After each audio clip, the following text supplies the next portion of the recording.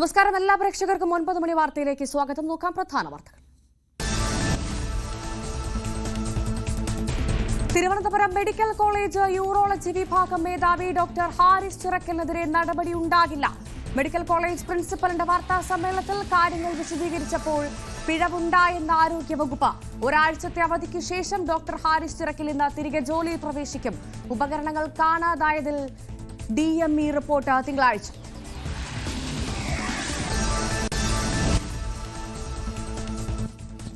TP സിന്ധുമോളുടെ കടുത്ത വിമർശനത്തോടെ BJP core committee രൂപീകരണം വിവാദത്തിൽ.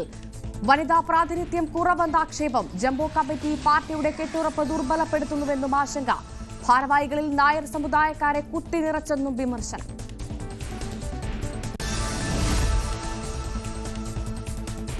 LDF-ൽ ചർച്ചയില്ലെന്ന് CPI തിരുവനന്തപുരം ജില്ലാ സമ്മേളനത്തിൽ വിമർശനം. ഫലപ്രദമായ ചർച്ചയോ കൂടിയാലോചനകളോ നടക്കുന്നില്ല. CPM-ഉം CPI-യും കഴിഞ്ഞാൽ മറ്റ് പാർട്ടികൾ ദുർബലം. പ്രവർത്തന റിപ്പോർട്ടിന്മേൽ ഇന്ന് ചർച്ച. പുതിയ ജില്ലാ കൌൺസിലിനെയും സെക്രട്ടറിയെയും തെരഞ്ഞെടുക്കും.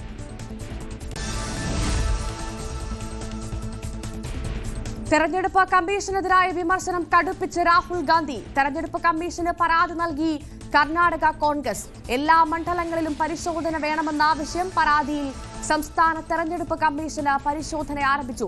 വെബ്സൈറ്റുകളിൽ നിന്ന് വോട്ടർ പട്ടിക മാറ്റിയെന്ന ആരോപണം തള്ളി കമ്മീഷൻ.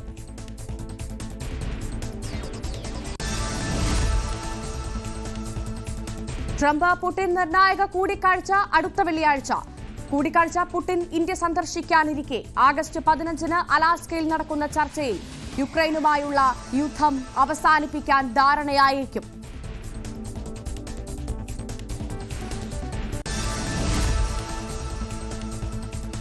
റഷ്യൻ എണ്ണ ഇറക്കുമതി പ്രധാന ചർച്ചാ വിഷയമായി തുടരുന്ന സാഹചര്യത്തിൽ പ്രധാനമന്ത്രി നരേന്ദ്രമോദി റഷ്യൻ പ്രസിഡന്റ് വ്ളാഡിമിർ പുടിനുമായി ടെലിഫോണിൽ ചർച്ച നടത്തി.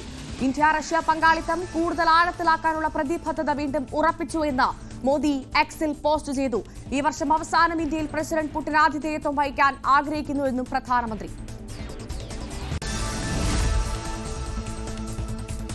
ഗസ നഗരം പിടിച്ചെടുക്കാനുള്ള നെതന്യാഹുവിന്റെ നീക്കത്തിൽ ജർമ്മനിക്ക് എതിർപ്പ്. ഇസ്രായേലിലേക്കുള്ള സൈനിക ഉപകരണങ്ങളുടെ കയറ്റുമതി നിർത്തിവെക്കുന്നതായി ജർമ്മനി. ഗാസ പിടിച്ചെടുക്കുന്നതിനല്ല, പലസ്തീൻ ജനതയെ ഭീകരവാദികളിൽ നിന്ന് മോചിപ്പിക്കാനാണ് ശ്രമമെന്ന് ബെന്യാമിൻ നെതന്യാഹു. ഗാസ നഗരത്തിന്റെ അതിർത്തിയിൽ ഇസ്രായേൽ സേന തമ്പടിക്കുന്ന സാറ്റലൈറ്റ് ചിത്രങ്ങൾ പുറത്ത്.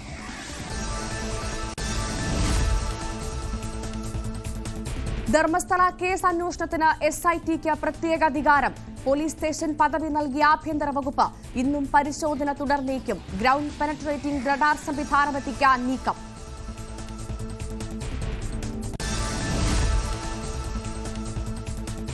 ഭാര്യയുടെ ഗർഭപരിചരണത്തിന് പരോൾ അനുവദിക്കാൻ കഴിയില്ലെന്ന് ഹൈക്കോടതി. വിയൂർ സെൻട്രൽ ജയിലിൽ കൊലപാതക കേസിൽ ജീവപര്യന്തം തടവ് അനുഭവിക്കുന്ന ഭർത്താവിന് പരോൾ നൽകണമെന്ന ഭാര്യയുടെ ആവശ്യം കോടതി തള്ളി. തടവറ എന്നാൽ ഭൗതികമായ ആവശ്യങ്ങളുടെ നിയന്ത്രണം മാത്രമല്ല, പൗരന്മാർ അനുഭവിക്കുന്ന മൗലികാവകാശങ്ങളുടെ കൂടി നിയന്ത്രണമാണെന്നും ജസ്റ്റിസ് PV കുഞ്ഞികൃഷ്ണൻ.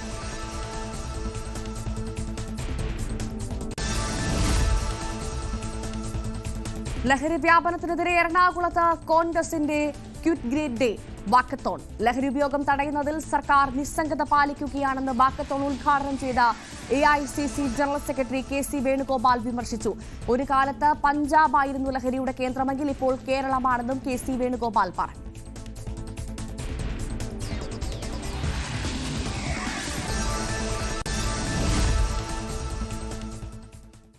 വിശദമായി നോക്കാം. തിരുവനന്തപുരം മെഡിക്കൽ കോളേജിലെ യൂറോളജി വിഭാഗം മേധാവി ഡോക്ടർ ഹാരിസ് ചിറക്കലിനെതിരെ നടപടി ഉണ്ടാകില്ല. KGMCTക്ക് ആരോഗ്യവകുപ്പ് ഉറപ്പു നൽകി. ഉപകരണം കാണാതായതിലും കൂടുതൽ അന്വേഷണം ഉണ്ടാകില്ല. മെഡിക്കൽ കോളേജ് പ്രിൻസിപ്പലിന്റെ വാർത്താ സമ്മേളനത്തിൽ കാര്യങ്ങൾ വിശദീകരിച്ചപ്പോൾ ഉണ്ടായ പിഴവെന്നാണ് ആരോഗ്യവകുപ്പിന്റെ വിശദീകരണം. ഡാൻ കുര്യൻ വിവരങ്ങളുമായി ചേരും. വളരെ പ്രധാനപ്പെട്ട വിവരമാണ് ഇപ്പോൾ പുറത്തുവരുന്നത്. തിരുവനന്തപുരം മെഡിക്കൽ കോളേജിലെ യൂറോളജി വിഭാഗം മേധാവി ഡോക്ടർ ഹാരിസ് ചിറക്കലിനെതിരെ നടപടി ഉണ്ടാകില്ല എന്നുള്ള വിവരമാണിപ്പോൾ പുറത്തുവരുന്നത്. എന്തായാലും ഹാരിസിനെ കുടുക്കാനുള്ള ശ്രമം വലിയ തരത്തിൽ നടക്കുന്നുവെന്ന ആരോപണം ശക്തമാകുന്ന സാഹചര്യമാണ്. യെസ്, ഇപ്പോൾ ഡോക്ടർ ഹാരിസ് മാധ്യമങ്ങളെ കാണുന്നത്.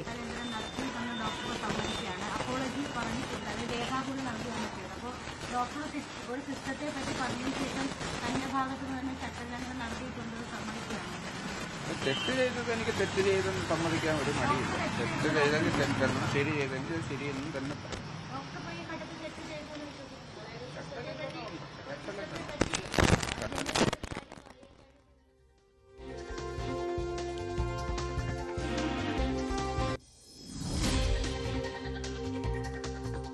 ഡോക്ടർ ഹാരിസിനെ ഉന്നമിട്ട് തുടങ്ങിയ അന്വേഷണം അത് അവസാനിപ്പിക്കുന്നു എന്നുള്ള വിവരമാണ് ഏറ്റവും പുതിയതായി പുറത്തുവരുന്നത്.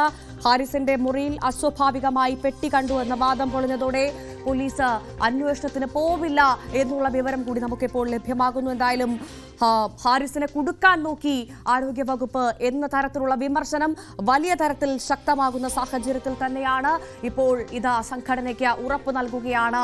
അന്വേഷണം ഉണ്ടാകില്ല, പൂർണ്ണമായി ഒഴിവാക്കുന്നു എന്നുള്ള തരം നടപടി ഉണ്ടാവില്ല എന്നുള്ള തരത്തിലേക്ക് ഉള്ള വിവരങ്ങളാണ് ഇപ്പോൾ പുറത്തു വരുന്നത്. എന്തായാലും ഇന്നലെ പ്രിൻസിപ്പലിനെയും സൂപ്രണ്ടിനെയും നടത്തി വെച്ച അവരൊരുമിച്ച് നടത്തിയ വാർത്താ സമ്മേളനം അത് വലിയ കനത്ത പ്രതിച്ഛായ സമ്മർദ്ദം, പിന്നെ സർക്കാരിന് സമ്മർദ്ദം, പിന്നെ എല്ലാവർക്കും അമിതമായ സമ്മർദ്ദമാണ്. അത് പിന്നെ ജനങ്ങൾക്കും ഭയമായിരിക്കും ഡിപ്പാർട്ട്മെന്റിലേക്ക് വരാൻ. അവിടെ എന്താണ് നടക്കുന്നത്, അവിടെ എന്തൊക്കെ പ്രശ്നങ്ങളുണ്ട്, അങ്ങോട്ട് പോകണ്ട എന്നൊക്കെയുള്ള രീതിയിലുള്ള പ്രശ്നങ്ങൾ അവർക്കും തോന്നും. അപ്പോൾ ഇത് കഴിയുന്നതും വേഗത്തിൽ ഈ പ്രശ്നങ്ങൾ നമ്മൾ സെറ്റിൽ ചെയ്ത് ഇത് വലിച്ചു നീട്ടാതെ എങ്ങനെങ്കിലും പോകുന്നതാണ് നല്ലത്. സാർ, ഈ ചികിത്സയിലിരിക്കെ ആരോഗ്യമന്ത്രി സാറിനെ വന്ന് സന്ദർശിച്ചു, എന്താണ് അവർ പറഞ്ഞത്? മാഡം വളരെ നമ്മൾ സമാധാനിപ്പിക്കുമായിരുന്നു. മാഡം മാത്രമല്ല DMEയും ആശുപത്രിയിൽ വന്ന് കണ്ടു. ആശുപത്രിയിൽ വന്നു, മാഡവും DMEയും വന്നു കണ്ടു. അവർ വളരെ നമ്മൾ സമാധാനിപ്പിച്ചു. മാഡം കുറേ സമയം ഇരുന്നു. ഞാനും ആയിട്ട് സംസാരിച്ചു, എൻ്റെ വൈഫായിട്ട് സംസാരിച്ചു, വളരെ കുടുംബകാര്യങ്ങളെല്ലാം ചോദിച്ചു. നല്ല സന്തോഷമായിട്ടാണ് പിരിഞ്ഞത്.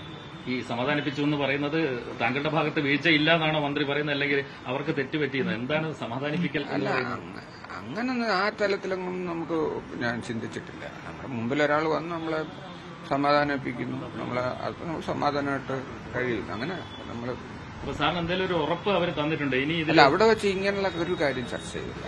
അവിടെ വെച്ച് നമ്മുടെ അസുഖവിവരങ്ങൾ ചോദിച്ചു, വീട്ടുകാര്യങ്ങൾ ചോദിച്ചു, അങ്ങനെ ഉള്ള വളരെ സന്തോഷകരമായിട്ടുള്ള കാര്യങ്ങൾ മാത്രം ചോദിച്ചു. അപ്പൊ ഇനി സാർ ഇതിൽ തുടർ നടപടികളിലേക്ക് കടക്കില്ല എന്നൊരു പ്രതീക്ഷയിലാണ് ജോലിയിലേക്ക് തിരികെ പ്രവേശിക്കുന്നത്? എന്റെ സൈഡിൽ നിന്ന് ഞാനൊന്നുമില്ല. ഞാൻ ഇനിയും ഒരു മാധ്യമങ്ങൾക്കും ഒരു വാർത്തയും പങ്കുവയ്ക്കണം. ഞാനിപ്പോ ഇന്ന് കോൺട്രവേഴ്ഷ്യലായിട്ടൊന്നും പറയുന്നില്ല. ഞാൻ മാധ്യമങ്ങളെ കാണരുതെന്നാണ് പിന്നെ എനിക്ക് KGMC ഞങ്ങളുടെ സംഘടനയുടെ നിർദ്ദേശം. അപ്പൊ അത് പിന്നെ ഇത്രയും നിങ്ങളോട് പറഞ്ഞിട്ട് പോകാമെന്ന് വിചാരിച്ചു. പിന്നെ നമ്മൾ ഇനിയും നിങ്ങൾക്ക് ഇതിനകത്തുള്ള കാര്യങ്ങൾ KGMC ഞങ്ങളുടെ സംഘടനയായിട്ട് നിങ്ങൾ ചർച്ച ചെയ്തോളൂ ബാക്കി കാര്യങ്ങളൊക്കെ.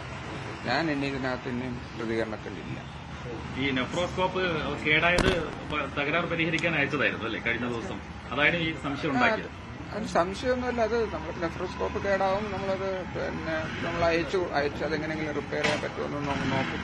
എന്തെങ്കിലും സംവിധാനങ്ങളൊക്കെ ഉപയോഗിച്ച് നമ്മൾ ചെയ്യണ്ടേ? നമ്മൾ കിട്ടുന്ന എന്തെങ്കിലും റിസോഴ്സ് വഴി നമുക്കിത് ചെയ്യാൻ കറക്റ്റ് ചെയ്യാൻ പറ്റുമെങ്കിൽ കറക്റ്റ് ചെയ്യാം. അല്ലെങ്കിൽ ഇത് കളയാനുള്ള സാധനങ്ങളാണ്. അപ്പോൾ കളയാനുള്ള സാധനങ്ങൾ അത് നമുക്ക് എന്തെങ്കിലും രീതിയിൽ അത് ഉപയോഗിക്കാൻ പറ്റുമെങ്കിൽ നമുക്ക് എടുക്കാം. അപ്പോൾ ചിലർ നമ്മളിങ്ങനെ ഇന്റർനെറ്റൊക്കെ നോക്കുമ്പോൾ കാണാം അതിനകത്ത് സർവീസിങ് എന്നൊക്കെ പറഞ്ഞു. അപ്പോൾ അവർക്ക് അയച്ചു, അപ്പോൾ അവരോട് വിളിക്കും അത് ചെയ്യാൻ പറ്റുമോ. അപ്പോൾ അവർ പറഞ്ഞ് അയച്ചു തരും. നമ്മൾ നോക്കിയിട്ട് പറയാം, നമ്മൾ അയച്ചു കൊടുക്കും. ഇങ്ങനെ പല സാധനങ്ങൾ നമ്മൾ ഇടയ്ക്കിടയ്ക്ക് അയച്ചു കൊടുക്കാറുണ്ട്. ചിലതൊക്കെ അപൂർവമായിട്ട് അവർ റിപ്പയർ ചെയ്ത് തരും. പിന്നെ ചിലതൊക്കെ ഈ മെഡിക്കൽ എക്യുപ്മെന്റ്സ് ഇങ്ങനെയൊക്കെയുള്ള എൻഡോസ്കോപ്പുകളൊക്കെ റിപ്പയർ ചെയ്ത് കിട്ടാൻ പാടാണ്. അതിന് ഒരുപാട് ചിലവുമാവും. അപ്പോൾ അതൊക്കെ അത് നോക്കിയിട്ട് അവർ തിരിച്ചയച്ചു തരാം. അത് പറ്റില്ല ഡോക്ടറെ എന്ന് പറഞ്ഞിട്ട്. അതായിരുന്നു അവിടെ കണ്ടത്, ഓഫീസിൽ കണ്ട ബോക്സിലുള്ളത് അതായിരുന്നു. അവിടെ അങ്ങനെ ഒരുപാട് പോയി ഇങ്ങനെ കൊണ്ടുവരുന്ന സാധനങ്ങളെല്ലാം അത് നമ്മളവിടെ റൂമിൽ വെച്ചേക്കാൻ പറ്റും. അവിടെ വേറെ നമുക്ക് സുരക്ഷിതമായിട്ട് വെക്കാൻ വേറെ സ്ഥലമില്ല. എൻ്റെ റൂം തന്നെയാണ് എല്ലാത്തിൻ്റെയും സ്റ്റോക്കും എല്ലാം, സാധനങ്ങളും ഓഫീസും എല്ലാം. ഒരു കൊച്ചു റൂമുണ്ട്. ആ റൂമിനകത്താണ് നമ്മളെല്ലാ സാധനങ്ങളും കൊണ്ട് വെക്കുന്നതും പിന്നെ ആവശ്യാനുസരണം ഓപ്പറേഷൻ തിയേറ്ററിലേക്ക് അവർ എടുത്തുകൊണ്ട് പോകുന്നതും ഒക്കെ അവിടെ നിന്നാണ്. അതങ്ങനെ വലിയ സെക്യൂരിറ്റി ഉള്ള റൂമൊന്നും അല്ല. നമുക്കത് പിന്നെ നമ്മൾ കോൺഫിഡൻഷ്യൽ എന്ന് പറഞ്ഞാൽ നമ്മൾ ആവശ്യമുള്ള കുറച്ച് ഡിപ്പാർട്ട്മെന്റ് രേഖകളൊക്കെ അത് വെച്ചിട്ടുണ്ട്. എന്തായാലും നമ്മൾ താക്കോല് കൊടുത്തിരിക്കുന്ന ആരും അതിനകത്തൊന്നും അത് ടാമ്പർ ചെയ്യത്തില്ല. അപ്പൊ അതുകൊണ്ടാണ് അവരുടെ മാത്രം കൊടുത്തിരിക്കുന്നത്. ഈ പെട്ടിക്കകത്ത് ഈ ബില്ലായിരുന്നു സാറിന് അറിയാമായിരുന്നു, അല്ലെങ്കിൽ അത് ഞാൻ പെട്ടി ഞാൻ കണ്ടത് പോലും ഇല്ല. അങ്ങോട്ട് പോയി ഇന്നാണ് ഞാൻ ഇനി പോകുന്നത്. എന്താണ് പെട്ടി? ഡോക്ടർ ഹാരിസിന്റെ വാർത്താ മാധ്യമങ്ങളെ കാണുകയായിരുന്നു അദ്ദേഹം. അതാണ് പ്രേക്ഷകർ കണ്ടത്. തന്റെ ഓഫീസ് റൂമിൽ ഒരു രഹസ്യവുമില്ല, ആർക്ക് വേണമെങ്കിൽ ഓഫീസ് റൂമിൽ കയറാം എന്നാണ് അദ്ദേഹം പറയുന്നത്. ആരോഗ്യമന്ത്രി വിവാദമുണ്ടായതിൽ ദുഃഖം രേഖപ്പെടുത്തിയെന്ന് പറയുന്നു. അതിൽ മന്ത്രിയോട് താൻ ക്ഷമ ചോദിച്ചു എന്ന് പറയുന്നു. അന്വേഷണ സമിതിയെ അവിശ്വസിക്കുന്നില്ല, അന്വേഷണത്തിൽ തനിക്ക് വിശ്വാസമുണ്ട്, വിവാദമുണ്ടാക്കിയതിൽ ദുഃഖമുണ്ട് എന്നാണ് ആരോഗ്യമന്ത്രി പറഞ്ഞത്. ആരോഗ്യമന്ത്രിയോട് താൻ ക്ഷമ ചോദിച്ചു. ഉപകരണം തിരിച്ചറിയാതെ പോയതിൽ തെറ്റു പറയാൻ സാധിക്കില്ല, അതിൽ തെറ്റില്ല തുടങ്ങിയ കാര്യങ്ങളാണിപ്പോൾ ഡോക്ടർ ഹാരിസ് പറയുന്നത്. ഇന്ന് അദ്ദേഹം തിരികെ ജോലിയിലേക്ക് പ്രവേശിക്കുകയാണ്. എന്തായാലും ഡോക്ടർ ഹാരിസിനെതിരെ നടപടി ഉണ്ടാവില്ല എന്നുള്ള വിവരമാണിപ്പോൾ ഔദ്യോഗികമായി അറിയാൻ സാധിക്കുന്നത്. എന്തായാലും ഡാൻ കുര്യൻ വിവരങ്ങളുമായി ചേരുന്നു. ഡാൻ, എന്തായാലും ഹാരിസിനെ കുടുക്കാൻ നോക്കി സ്വയം കുടുങ്ങി എന്നുള്ളൊരു വികാരമാണോ സർക്കാർ തലത്തിൽ ഇപ്പോൾ ഉള്ളത്? എന്ത് മനസ്സിലാക്കണം ഈ നടപടി ഉണ്ടാവില്ല എന്ന് പറയുന്നതിലൂടെ? ഭവ്യ, അത്തരത്തിൽ തന്നെ വേണം നമുക്ക് ഇപ്പോൾ മനസ്സിലാക്കാൻ. കാരണം അദ്ദേഹത്തിനെതിരെ ഒരു നടപടി ഉണ്ടായേക്കുമെന്ന തരത്തിലുള്ള വലിയ അഭ്യൂഹങ്ങൾ നിലനിൽക്കുന്നതിനിടയിലായിരുന്നു ഇന്നലെ മെഡിക്കൽ കോളേജ് പ്രിൻസിപ്പൽ ഉൾപ്പെടെയുള്ളവർ മാധ്യമങ്ങളെ കാണുകയും ഡോക്ടർ ഹാരിസ് ചിറക്കലിന്റെ സംശയ നിലനിർത്തുന്ന തരത്തിൽ വാർത്താ സമ്മേളനം നടത്തുകയും ചെയ്തത്. അപ്പോൾ മുതൽ അദ്ദേഹം മറ്റ് പ്രതികരണങ്ങൾക്കൊന്നും ഇന്നലെയും ഡോക്ടർ ഹാരിസ് ചിറക്കൽ തയ്യാറായിരുന്നില്ല. പക്ഷേ ഇന്ന് അതല്ല സാഹചര്യം. ഇപ്പോൾ അദ്ദേഹം തിരികെ ഒരാഴ്ചത്തെ അവധിക്ക് ശേഷം ജോലിയിൽ പ്രവേശിക്കുന്നതിന് വേണ്ടി ഈ ഓട്ടോയിൽ കയറി ഇവിടെ നിന്ന് മടങ്ങുകയാണ് എന്ന് വേണം നമുക്ക് മനസ്സിലാക്കാൻ. ഒരുപക്ഷെ കേരളത്തിൽ ഈ സമീപകാലത്ത് ഇങ്ങനെ ഒരു ഡോക്ടറെ ആരും കണ്ടിട്ടുണ്ടായിരിക്കില്ല. അദ്ദേഹം മറ്റ് ഔദ്യോഗികമായ സൗകര്യങ്ങളൊന്നും പ്രയോജനപ്പെടുത്താതെ ഇത്തരത്തിൽ ഒരു ലളിതമായ ശൈലി മുമ്പോട്ട് വെച്ചുകൊണ്ടാണ് പലപ്പോഴും വെട്ടിത്തുറന്ന് കാര്യങ്ങൾ അവതരിപ്പിക്കുകയും ചെയ്തിരുന്നത്. ആ ഡോക്ടർ ഹാരിസ് ചിറക്കലാണ് ഇപ്പോൾ ഒരാഴ്ചയ്ക്ക് ശേഷം ജോലിയിൽ തിരികെ പ്രവേശിക്കുന്നതിന് വേണ്ടി ഈ മണക്കാടിനടുത്ത് കമലേശ്വരത്തിനടുത്തുള്ള അദ്ദേഹത്തിന്റെ വീടിന് മുമ്പിൽ നിന്ന് ഓട്ടോയിൽ മെഡിക്കൽ കോളേജ് ആശുപത്രിയിലേക്ക് പോകുന്നത്. തീർച്ചയായിട്ടും ഇനിയൊരു വിവാദ പ്രതികരണം തന്റെ ഭാഗത്തുനിന്ന് ഉണ്ടാകില്ല. മന്ത്രിക്കടക്കം വേദനയുണ്ടായതിൽ താൻ അവരോട് മാപ്പ് ചോദിച്ചു എന്നുകൂടി ഡോക്ടർ ഹാരിസ് ചിറക്കൽ പറഞ്ഞു വെക്കുന്നുണ്ട്. അങ്ങനെയാണെങ്കിൽ ഒരു 2-3 ആഴ്ച നീണ്ട നേർക്കുന്ന ഏറ്റുമുട്ടലാണ് ഇതോടെ അവസാനമാകുന്നത്. മാധ്യമങ്ങളുടെ ഒരു വിവാദ പ്രതികരണങ്ങളും ഇനി നടത്തുകയില്ല എന്നുകൂടിയാണ് ഡോക്ടർ ഹാരിസ് ചിറക്കൽ അല്പസമയം മുമ്പ് മാധ്യമങ്ങളോട് വ്യക്തമാക്കിയിരിക്കുന്നത്. KGMCT തന്നെ അത്തരത്തിലൊരു നിർദ്ദേശം അദ്ദേഹത്തിന് മുമ്പിൽ വെച്ചിട്ടുണ്ട്. അങ്ങനെയുള്ള ഒരു പരാമർശങ്ങളും ഇനി ഉണ്ടാകാൻ പാടില്ല എന്ന് അത് കൃത്യമായി അദ്ദേഹം മുഖവിലേക്ക് എടുക്കുന്നു. KGMCTയുടെ നിർദ്ദേശം അദ്ദേഹം സ്വീകരിക്കുന്നു. മന്ത്രി വീണ ജോർജ് അദ്ദേഹത്തെ സന്ദർശിക്കുകയും അദ്ദേഹവുമായി കാര്യങ്ങൾ ചോദിച്ചറിയുകയും ചെയ്തിരുന്നു. ഉണ്ടായ സംഭവങ്ങളിൽ അവർ ഖേദം പ്രകടിപ്പിച്ചിട്ടുണ്ട്. അതിനപ്പുറത്തേക്ക് മന്ത്രിക്ക് അങ്ങനെ വിഷമമായി എങ്കിൽ മന്ത്രിയോട് താൻ മാപ്പ് ചോദിച്ചിട്ടുണ്ട് എന്നുകൂടി അദ്ദേഹം പറയുന്നു. പക്ഷെ ഒരു കാര്യം അദ്ദേഹം എടുത്തു പറയുന്നു, താൻ പറഞ്ഞതിൽ എല്ലാം അദ്ദേഹം ഇപ്പോഴും ഉറച്ചു നിൽക്കുകയാണ്. എന്തായാലും വലിയ തരത്തിൽ ഉള്ള പ്രതികരണമാണ് അദ്ദേഹത്തിന്റെ ഭാഗത്തുണ്ട്. ഇനിയൊരു വിവാദ പ്രസ്താവനയ്ക്ക് താൻ നിൽക്കുകയില്ല. എന്തായാലും തിരുവനന്തപുരം മെഡിക്കൽ കോളേജിലെ യൂറോളജി വിഭാഗം മേധാവി ഡോക്ടർ ഹാരിസ് ചിറക്കലിനെതിരെ നടപടി ഉണ്ടാകില്ല എന്നുള്ള ഏറ്റവും പുതിയ വിവരമാണ് ഈ മണിക്കൂറിൽ പുറത്തുവരുന്നത്. KGMCTക്ക് ആരോഗ്യവകുപ്പാണ് ഇത് സംബന്ധിച്ച ഉറപ്പ് നൽകിയത്. ഉപകരണം കാണാതായതിലും കൂടുതൽ അന്വേഷണം ഉണ്ടാകില്ല എന്നാണ് മനസ്സിലാക്കുന്നത്. ഡാൻ കുര്യൻ വാർത്തയുടെ വിശദാംശങ്ങളുമായി തുടരുന്നുണ്ട്. ഡാൻ, എന്തായാലും നമ്മൾ ഇന്നലെ കണ്ടതാണ് മെഡിക്കൽ കോളേജ് പ്രിൻസിപ്പളും ഒപ്പം സൂപ്രണ്ടും ഒരുമിച്ചിരുന്ന് നടത്തിയ വാർത്താ സമ്മേളനം. ആ വാർത്താ സമ്മേളനം വലിയ തരത്തിൽ ഒരു പ്രതിച്ഛായ കളങ്കം ഉണ്ടാക്കി, പ്രതിച്ഛായ തകർച്ചയുണ്ടാക്കി ആരോഗ്യവകുപ്പിന് എന്ന കാര്യത്തിൽ സംശയമില്ല. കെട്ടിപ്പൊക്കിയതെല്ലാം തകർന്നടിഞ്ഞു. ഇനി എങ്ങനെ തലയൂരും എന്നാണ് ആരോഗ്യവകുപ്പ് ആലോചിക്കുന്നത്. ഡാൻ,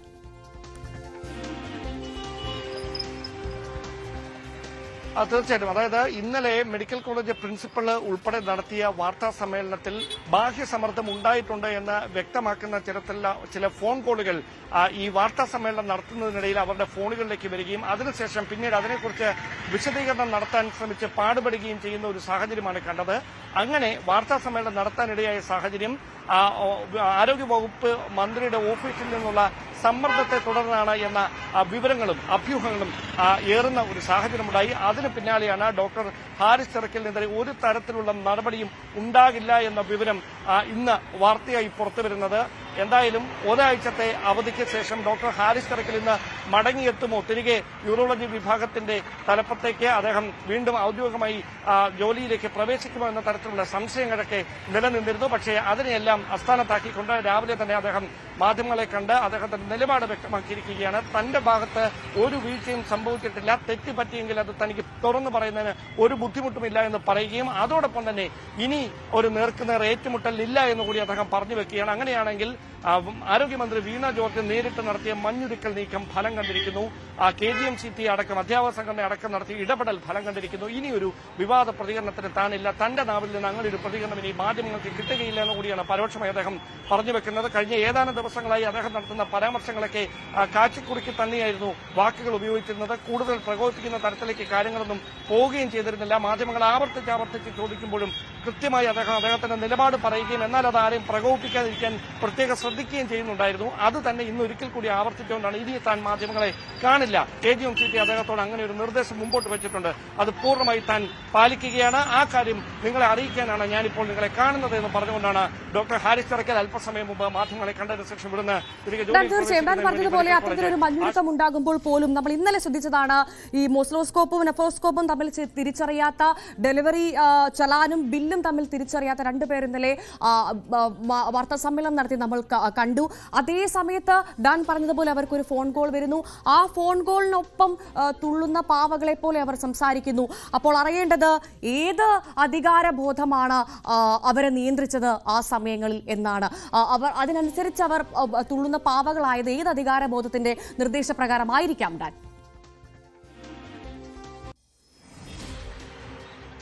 ഭവ്യ, ഞാൻ അത് തന്നെയാണ് സൂചിപ്പിച്ചത്. അവർ കൃത്യമായി ഉത്തരവാദിത്തപ്പെട്ട ഒരു പദവിയിൽ ഇരിക്കുന്നവരാണ് രണ്ടുപേരും. ഇന്നലെ വാർത്താ സമ്മേളനം നടത്തിയ രണ്ടുപേരും. അങ്ങനെ ഒരു വാർത്താ സമ്മേളനം നടത്താനിടയായ സാഹചര്യം തന്നെ കൃത്യമായ സമ്മർദ്ദങ്ങളെ തുടർന്നായിരിക്കാം. അത് കൃത്യമായി ഈ വകുപ്പുമായി ബന്ധപ്പെട്ട കഴിഞ്ഞ ഏതാനും ആഴ്ചകളായി നിലനിൽക്കുന്ന ഒരുപാട് വിമർശനങ്ങളുണ്ട്, വിവാദങ്ങളുണ്ട്. അവിടെ ഇത്തരത്തിലൊരു വാർത്താ സമ്മേളനം നടത്തിക്കൊണ്ട് ഡോക്ടർ ഹാരിസ് തറക്കലിനെ തള്ളിപ്പറയേണ്ടത് ആർക്കാണോ അനിവാര്യതയായിരുന്നത് അവർക്ക് വേണ്ടിയിട്ടായിരിക്കാം ഇന്നലെ അത്തരത്തിലൊരു വാർത്താ സമ്മേളനം നടന്നതെന്ന് നമുക്ക് ഉറപ്പിച്ച് പറയേണ്ടി വരും. അതുകൊണ്ട് തന്നെയാണ് ഇങ്ങനെ മാധ്യമങ്ങളെ കാണുന്നതിനിടയിൽ ദുരൂഹത ഉണർത്തുന്ന തരത്തിൽ ഇങ്ങനെ ഫോൺ കോളുകൾ വരികയും അതിനോട് പ്രതികരിക്കുന്ന ഒരു സാഹചര്യം അത് വലിയ തരത്തിൽ ചർച്ചയായി മാറുന്ന ഒരു പശ്ചാത്തലമൊക്കെ ഇന്നലെ ഉടലെടുക്കുകയും ചെയ്തത്. എന്തായാലും ഒരു കാര്യം ഉറപ്പാണ്, അധികൃതർ ഇക്കാര്യത്തിൽ ഡോക്ടർ ഹാരിസ് തറക്കൽ ഉന്നയിച്ച ആരോപണങ്ങളെയും തുടർന്ന് ഉണ്ടായിട്ടുള്ള സംഭവ വികാസങ്ങൾ ചേർത്ത് വായിക്കുമ്പോൾ അതിൽ ആരോഗ്യ വകുപ്പിലെ ഉദ്യോഗസ്ഥർ, അധികൃതരടക്കം പ്രതിരോധത്തിലാകുന്ന സാഹചര്യമുണ്ട്. അദ്ദേഹം കൂടുതൽ എന്തെങ്കിലും തുറന്നു പറയുന്ന സാഹചര്യമുണ്ടായാൽ അത് വീണ്ടും വലിയ വിവാദങ്ങൾക്ക് വഴിവെക്കുന്ന പശ്ചാത്തലമുണ്ടാകും. തൽക്കാലത്തേക്കെങ്കിലും ആരോഗ്യ വകുപ്പിനും ആശ്വസിക്കാം. കാരണം അങ്ങനെയുള്ള പരാമർശങ്ങളിലേക്ക് ഒന്നും കടക്കാതെ ഇനിയൊരു നേർക്കുനേർ ഏറ്റുമുട്ടൽ ഇല്ല എന്ന് വ്യക്തമാക്കിക്കൊണ്ടാണ് ഡോക്ടർ ഹാരിസ് തറക്കൽ അദ്ദേഹം നിലപാട് വ്യക്തമാക്കി ഇപ്പോൾ മെഡിക്കൽ കോളേജ് ആശുപത്രിയിലേക്ക് തന്റെ ജോലിയിൽ തിരികെ പ്രവേശിക്കുന്നതിന് പുറപ്പെട്ടിരിക്കുന്നത്. പക്ഷേ ഒരു കാര്യമുണ്ട്, അദ്ദേഹം പറഞ്ഞതിൽ അദ്ദേഹം ഉറച്ചു നിൽക്കുന്നു. താൻ ആദ്യം മുതൽ പലതവണ ആവർത്തിച്ച് അധികൃതർ ഇക്കാര്യങ്ങൾ അറിയിക്കാൻ ശ്രമിച്ചതാണ്. അപ്പോഴൊന്നും കൃത്യമായ ഒരു ഇടപെടൽ ഈ പ്രശ്നപരിഹാരത്തിന് വേണ്ടി ശസ്ത്രക്രിയ നടത്തുന്നതിന് മതിയായ ഉപകരണങ്ങൾ ഇല്ല എന്ന താൻ ആദ്യം മുതൽ ഉന്നയിച്ച ആരോപണങ്ങൾക്ക് പരിഹാരം കാണുന്നതിലൂടെ കൃത്യമായ ഇടപെടൽ അധികൃതരുടെ ഭാഗത്തുനിന്ന് ഉണ്ടാകാതിരുന്നതാണ് ഇങ്ങനെയൊരു തുറന്നു പറച്ചിലേക്ക് വഴിവെച്ചതെന്നൊക്കെയായിരുന്നു നേരത്തെ അദ്ദേഹം പറഞ്ഞത്. പക്ഷേ ഇന്ന് അദ്ദേഹം ആ ഭാഗത്തേക്കൊന്നും പോകുന്നില്ല. അദ്ദേഹം താൻ ഒരു വിവാദങ്ങൾക്കുമില്ല, പക്ഷേ തന്റെ ഭാഗത്ത് തെറ്റ് സംഭവിച്ചിട്ടുണ്ടെങ്കിൽ അത് തനിക്ക് ഏറ്റു പറയുന്നതിന് ഒരു ബുദ്ധിമുട്ടുമില്ല എന്ന് പറഞ്ഞുകൊണ്ടാണ് തൽക്കാലത്തേക്കെങ്കിലും ഈ ഒരു അതാണ് ഡാൻ തെറ്റ് സംഭവിച്ചിട്ടില്ല എന്ന് ഡോക്ടർ ഹാരിസ് ആവർത്തിച്ച് പറയുന്ന സാഹചര്യം. അതേ സാഹചര്യത്തിൽ നടപടി ഉണ്ടാവില്ല എന്ന് ആരോഗ്യവകുപ്പ് പറയുന്നത് ഒരു ഔദാര്യമായി കാണേണ്ടതില്ലല്ലോ. ഏറ്റവും പ്രധാനമായി അത് ചൂണ്ടിക്കാണിക്കുന്നത് തന്നെ നിവൃത്തികേട് കൊണ്ടാണ് അത്തരത്തിലൊരു തീരുമാനത്തിലേക്ക് ആരോഗ്യവകുപ്പ് വന്നത് എന്ന് പറഞ്ഞാൽ അതിൽ തെറ്റുണ്ടോ എന്നാണ് മനസ്സിലാക്കേണ്ടത് ഡാൻ. ഭവ്യ, അത്തരത്തിൽ ഒരു സർക്കാർ സംവിധാനത്തിന്റെ ഭാഗമായി നിൽക്കുന്ന ഒരു ഡോക്ടറാണ് അദ്ദേഹം, ഒരു വകുപ്പിന്റെ മേധാവിയാണ് അദ്ദേഹം. അതിനപ്പുറത്തേക്ക് കൃത്യമായി അദ്ദേഹത്തിന് മേലുദ്യോഗസ്ഥരുണ്ട്. കൃത്യമായി അവർ നൽകുന്ന നിർദ്ദേശങ്ങൾ പാലിക്കാൻ നിർബന്ധിക്കപ്പെടുന്ന സാഹചര്യങ്ങളുണ്ടാകും. അത് സ്വാഭാവികം മാത്രമാണ്. ആ സ്വാഭാവികമായ സാഹചര്യങ്ങൾക്ക് വിരുദ്ധമായ ഒരു നിലപാട് ഡോക്ടർ ഹാരിസ് ചിറക്കലിന്റെ ഭാഗത്തു നിന്നുണ്ടായതാണ് ഈ സംഭവം ഇങ്ങനെ വലിയ തരത്തിൽ മാധ്യമ ശ്രദ്ധ നേടുന്ന തരത്തിലേക്ക് എത്തിയത്. കാരണം അദ്ദേഹം ആദ്യം ഫേസ്ബുക്ക് പോസ്റ്റിലൂടെയാണ് ഈ കാര്യങ്ങൾ പങ്കുവെക്കുന്നത്. പിന്നാലെ ഇതുമായി ബന്ധപ്പെട്ട കൃത്യമായ ഇടപെടൽ ആരോഗ്യ വകുപ്പിന്റെ ഭാഗത്തു നിന്നുണ്ടാകുന്നു. പക്ഷേ അപ്പോഴും അദ്ദേഹം നിലപാട് മാറ്റാൻ തയ്യാറാകുന്നില്ല. ഫേസ്ബുക്ക് പോസ്റ്റ് ആദ്യം അദ്ദേഹം പിൻവലിച്ചെങ്കിലും പിന്നീട് എന്താണോ ആ പോസ്റ്റിൽ അദ്ദേഹം പങ്കുവച്ചിരുന്നത് അതേ കാര്യങ്ങൾ മാധ്യമങ്ങൾക്ക് മുമ്പിൽ നേരെ നിന്ന് അദ്ദേഹം ആവർത്തിക്കുന്ന സാഹചര്യം ഉണ്ടാകുന്നു. അതിരൂക്ഷമായ വിമർശനമുണ്ടാകുന്നു. പേപ്പറുകൾ പോലും പരാതി എഴുതി നൽകാൻ വെള്ള പേപ്പറുകൾ പോലും തന്റെ ഓഫീസിലില്ല. അതുവരെ മറ്റാരെങ്കിലും കൊടുത്ത് താൻ പൈസ കൊടുത്ത് വാങ്ങിപ്പിക്കുകയാണ്. അങ്ങനെ ഒരു ദുരവസ്ഥയാണ്. തുറന്നു പറയുന്നതിൽ ബുദ്ധിമുട്ടുണ്ട് എന്ന് പറഞ്ഞ് വികാരനിർഭരനായിട്ടായിരുന്നു അദ്ദേഹം പലപ്പോഴും മാധ്യമങ്ങളെ കണ്ടുകൊണ്ടിരുന്നത്. ശരി, വ്യക്തമാണ്. ഡാൻ കുര്യനാണ് വിവരങ്ങൾ പങ്കുവച്ചുകൊണ്ടിരിക്കുന്നത്. എന്തായാലും തിരുവനന്തപുരം മെഡിക്കൽ കോളേജിലെ യൂറോളജി വിഭാഗം മേധാവി ഡോക്ടർ ഹാരിസ് ചിറക്കലിനെതിരെ നടപടി ഉണ്ടാകില്ല എന്നുള്ള വിവരമാണിപ്പോൾ പുറത്തുവരുന്നത്. KGMCTAക്ക് ആരോഗ്യവകുപ്പ് ഉറപ്പ് നൽകിയ കാര്യം ഉപകരണം കാണാതായതിലും കൂടുതൽ അന്വേഷണം ഉണ്ടാകില്ല. മെഡിക്കൽ കോളേജ് പ്രിൻസിപ്പലിന്റെ വാർത്താ സമ്മേളനത്തിൽ കാര്യങ്ങൾ വിശദീകരിച്ചപ്പോൾ ഉണ്ടായ പിഴവെന്നാണ് ആരോഗ്യവകുപ്പിന്റെ വിശദീകരണം. എന്തായാലും അല്പസമയം മുൻപായിരുന്നു ഡോക്ടർ ഹാരിസ് മാധ്യമങ്ങളെ കണ്ടത്. വിവാദങ്ങൾക്കില്ല എന്ന് പറയുന്നു. വിഷയം സംഘടന ഏറ്റെടുത്തതാണെന്ന് പറയുന്നു. ഡാൻ കുര്യൻ തുടരുന്നുണ്ട്. ഡാൻ, സംഘടനയുടെ ഒരു ഇടപെടൽ ഇത്തരത്തിലോട്ട് കാര്യങ്ങൾ കൊണ്ടെത്തിച്ചതിൽ ഏറെ ഗുണം ചെയ്തു, അല്ലെങ്കിൽ സംഘടന ഒന്നായി തെരുവിലിറങ്ങിയതടക്കം നമ്മൾ കണ്ടു. അപ്പോൾ കൃത്യമായൊരു ഇടപെടൽ സംഘടനയുടെ ഭാഗത്തുനിന്നുണ്ടായി എന്ന് നമുക്ക് നിരീക്ഷിക്കാം, അല്ലേ?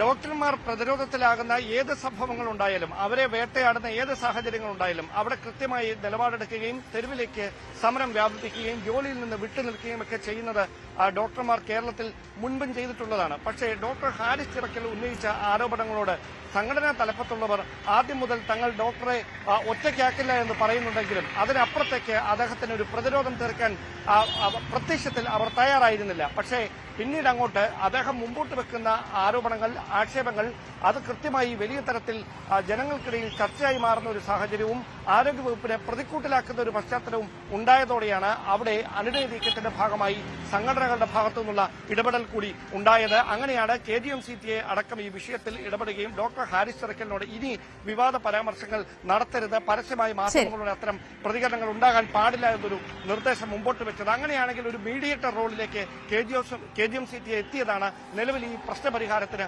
വഴിവെച്ചിരിക്കുന്നത് വേണം പറയാൻ. തീർച്ചയായും അത് മാത്രമല്ല, പ്രതിപക്ഷത്തിന്റെ അടക്കം വലിയ പിന്തുണ അദ്ദേഹത്തിനുള്ളത് നമ്മൾ ഇന്നലെ കണ്ടതാണ്. ഡോക്ടർ ഹാരിസിന്റെ മേൽ ഒരു നുള്ളു മണ്ണ് വീഴാൻ പോലും ഞങ്ങൾ അനുവദിക്കില്ല, അദ്ദേഹത്തെ ചേർത്ത് പിടിക്കുകയാണെന്ന് പറഞ്ഞു വന്ന പ്രതിപക്ഷ നേതാവിനെ നമ്മൾ ഇന്നലെ കണ്ടു. ആരോഗ്യമന്ത്രിയുടെ ഭാഗത്ത് നടന്ന ഗൂഢാലോചനയാണ് ഈ സംഭവത്തിന് പിന്നിലെന്നാണ് ഇന്നലെ പ്രതിപക്ഷ നേതാവ് അടക്കം ആരോപിച്ചത്. എന്തായാലും ഡോക്ടർ ഹാരിസിന് പൂർണ്ണ പിന്തുണ പ്രഖ്യാപിച്ചിരിക്കുകയാണ് കോൺഗ്രസ്.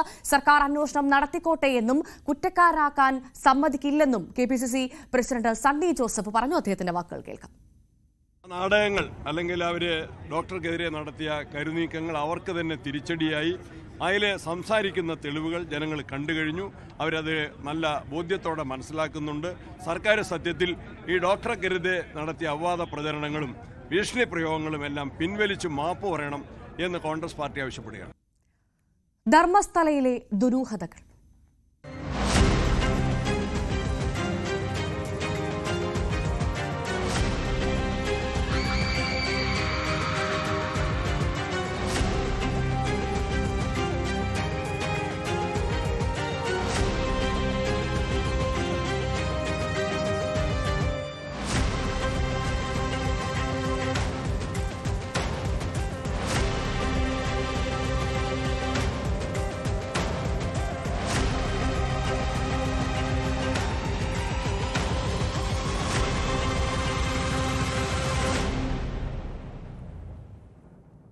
ധർമ്മസ്ഥല കൊലപാതക പരമ്പര കേസ് അന്വേഷണത്തിന് SITക്ക് പ്രത്യേക അധികാരം. പ്രത്യേക അന്വേഷണ സംഘത്തിന് പോലീസ് സ്റ്റേഷൻ പദവി നൽകി ആഭ്യന്തര വകുപ്പ് ഉത്തരവിറക്കി. വിചാരണ വേളയിൽ നിയമക്കുരുക്ക് ഒഴിവാക്കാനാണ് നിർണായക തീരുമാനം. അതേസമയം ധർമ്മസ്ഥലയിൽ മാർക്ക് ചെയ്ത പോയിന്റ് 13 ഗ്രൗണ്ട് പെനട്രേറ്റിംഗ് റഡാർ സംവിധാനം ഉപയോഗിച്ച് വിശദമായി പരിശോധിക്കാനാണ് SITയുടെ തീരുമാനം. KV ബൈജു ചേരുന്നു വിവരങ്ങളുമായി. Baiju, good morning. എന്തായാലും ധർമ്മസ്ഥലയിൽ പുതിയ നീക്കങ്ങൾ ഉണ്ടാകുന്നു. SITയെ സംബന്ധിച്ച് SITക്ക് പ്രത്യേക അധികാരമുണ്ടാകുന്നത് വലിയ തരത്തിൽ ഉപയോഗപ്പെടും. ഈ കേസുമായി ബന്ധപ്പെട്ട് മുന്നോട്ട് പോകാൻ അവർക്ക് ഊർജ്ജം പകരാനുള്ള കാര്യത്തിൽ സംശയമില്ല, അല്ലെ?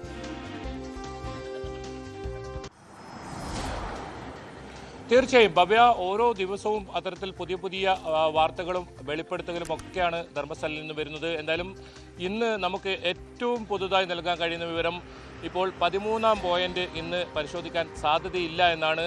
ഇന്നലെ പരിശോധന നടത്തിയ കല്ലേരി പെട്രോൾ പമ്പിന് സമീപമുള്ള ബോളൂർ വനമേഖലയിൽ തന്നെ ഇന്നും തെരച്ചിൽ തുടരും എന്ന ഒരു പ്രധാനപ്പെട്ട വിവരമാണ് ലഭിക്കുന്നത്. അവിടെ എന്തൊക്കെയോ വസ്തുക്കൾ ഇത്തരത്തിലുണ്ട് എന്നൊരു സൂചനയാണ് ഇപ്പോൾ പുറത്തു വരുന്നത്. അതായത് നേരത്തെ ഒരു തലയോട്ടി ഇത്തരത്തിൽ തെളിവിനായി കുഴിച്ചെടുത്തതും ആ സ്ഥലത്ത് നിന്നായിരുന്നു. ഞാനിപ്പോൾ നിൽക്കുന്നത് വളരെ പ്രധാനപ്പെട്ട 11 പോയിന്റിന് സമീപമാണ്. ഈ പോയിന്റിൻ്റെ പ്രത്യേകത, ഏറ്റവും കൂടുതൽ ഈ SITക്ക് തെരച്ചിലിൽ ഏറ്റവും കൂടുതൽ മൃതദേഹാവശിഷ്ടങ്ങൾ ലഭിച്ച ഒരു സ്ഥലം കൂടിയാണിത്. അതായത് സർപ്രൈസ് സ്പോട്ട് എന്നാണ് ഇതിന് പേരിട്ടിരിക്കുന്നത്. ഇപ്പോൾ 14ാം പോയിന്റായി ഇതിപ്പോൾ രേഖപ്പെടുത്തിയിരിക്കുന്നു. നമുക്ക് ദൃശ്യങ്ങളിൽ കാണാം, ഇപ്പോഴും ഒരുപാട് ദുരൂഹത ഉറങ്ങുന്ന ബംഗളക്കുന്നിൻ്റെ ദൃശ്യമാണ് ഈ കാണുന്നത്. ഇവിടെ ഇത്തരത്തിൽ മറച്ചു വെച്ചിരിക്കുന്ന ആ പ്രദേശം, അത് 12ാം പോയിന്റാണ്. ഇതിൻ്റെ അകത്ത് ഒരുപാട് ദുരൂഹതകളുണ്ട്. ഇതിനകത്ത് വിശദമായ പരിശോധന നടത്തും. അതും ഈ ഗ്രൗണ്ട് പെനട്രേറ്റിംഗ് റഡാർ സംവിധാനം കൊണ്ടുവന്ന് പരിശോധന നടത്താനാണ് ഇപ്പോൾ തീരുമാനിച്ചിട്ടുള്ളത്. കാരണം ഇതിനകത്ത് JCB ഉൾപ്പെടെയുള്ള ഉപകരണങ്ങൾ കൊണ്ടുപോയി പരിശോധന നടത്തുക പ്രായോഗികമല്ല. അതുകൊണ്ട് തന്നെ ആധുനിക സംവിധാനങ്ങൾ ഉപയോഗിച്ച് ഇതിനകത്ത് എവിടെയൊക്കെ മൃതദേഹങ്ങൾ ഇത്തരത്തിൽ കുഴിച്ചിട്ടുണ്ടോ അത് കണ്ടെത്തുക. ഏറ്റവും കൂടുതൽ മൃതദേഹങ്ങൾ കുഴിച്ചിട്ടുണ്ടെന്ന് സാക്ഷി വെളിപ്പെടുത്തിയ ഒരു സ്ഥലം കൂടിയാണ് ഇപ്പോൾ ദൃശ്യങ്ങളിൽ കാണുന്ന നേത്രാവതി പുഴയുടെ സമീപത്തുള്ള ഈ ഒരു സ്ഥലം.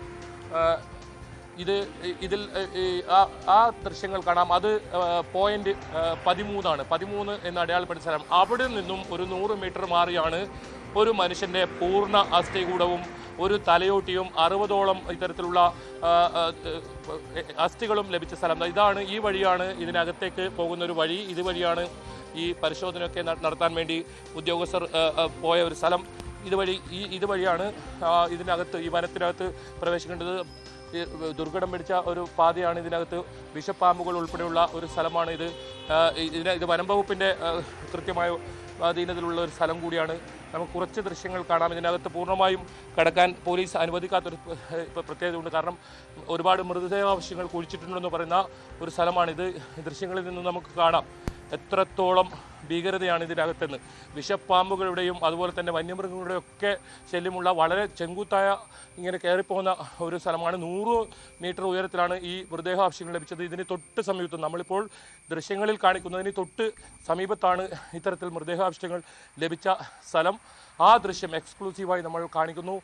ഇതുവരെ നമുക്ക് ഇതിനകത്ത് കയറാനുള്ള അനുമതി ഉണ്ടായിരുന്നില്ല. ആ ദൃശ്യങ്ങളാണ് ഇപ്പോൾ കാണുന്നത്. ഇതിനകത്ത് വ്യാപകമായ പരിശോധന നടത്തും.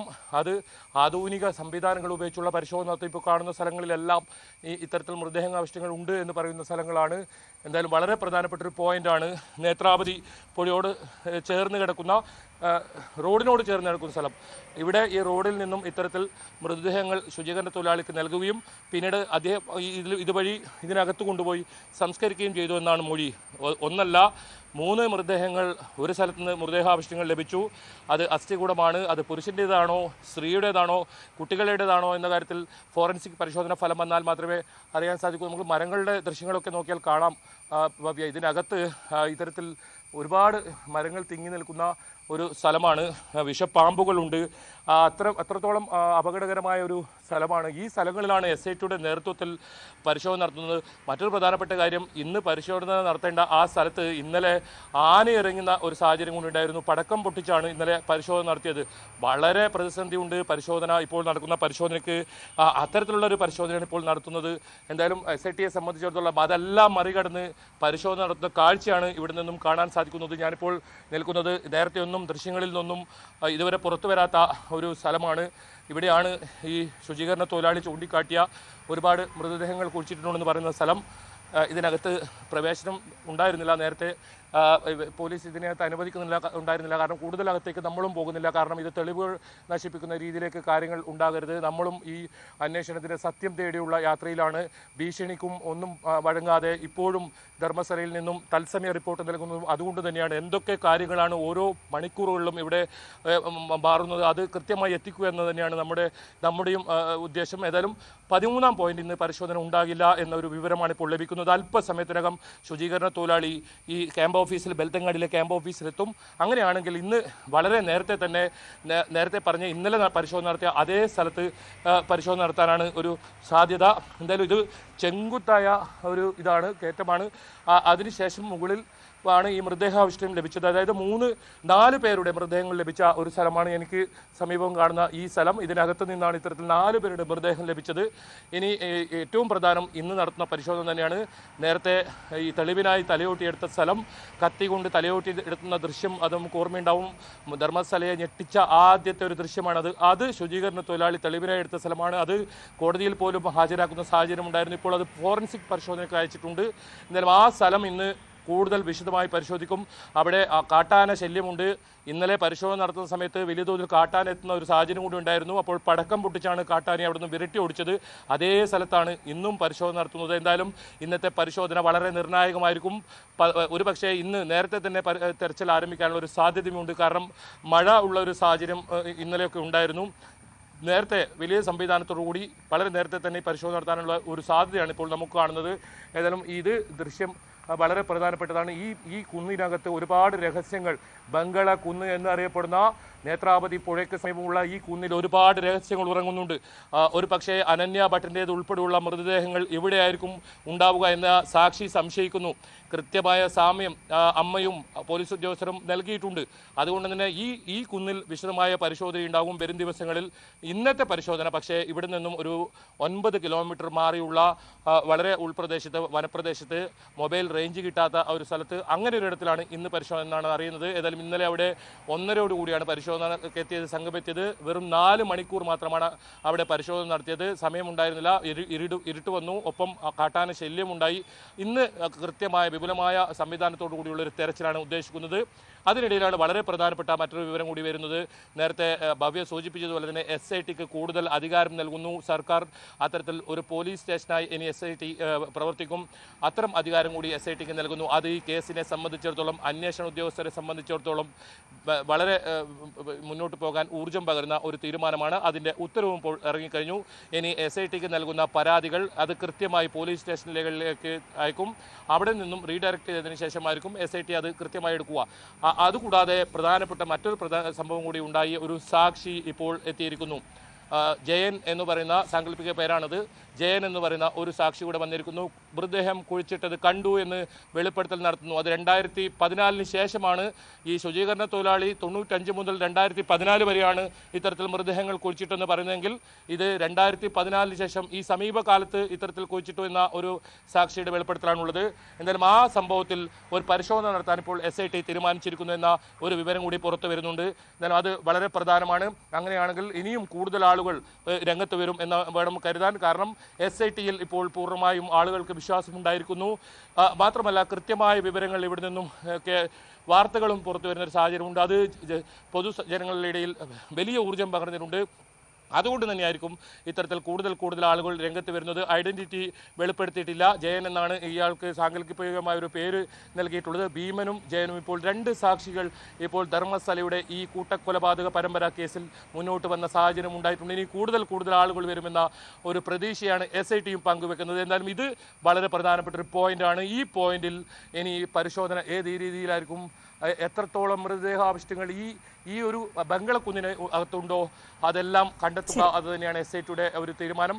ഇത് ശുചീകരണ തൊഴിലാളി ജോലി ചെയ്തതിന് തൊട്ട് സമീപമുള്ള ഒരു സ്ഥലം കൂടിയാണ്. വളരെ പ്രധാനപ്പെട്ട ഒരു പോയിന്റാണ് ഇത്. KV ബൈജു ആണ് ധർമ്മസ്ഥലയിൽ നിന്ന് വിശദ വിവരങ്ങൾ പങ്കുവച്ചത്. വളരെ വേഗം മറ്റ് പ്രധാനപ്പെട്ട വാർത്തയിലേക്ക് നമുക്ക് എത്തേണ്ടതുണ്ട്. അതിനു മുൻപൊരു ഇടവേള.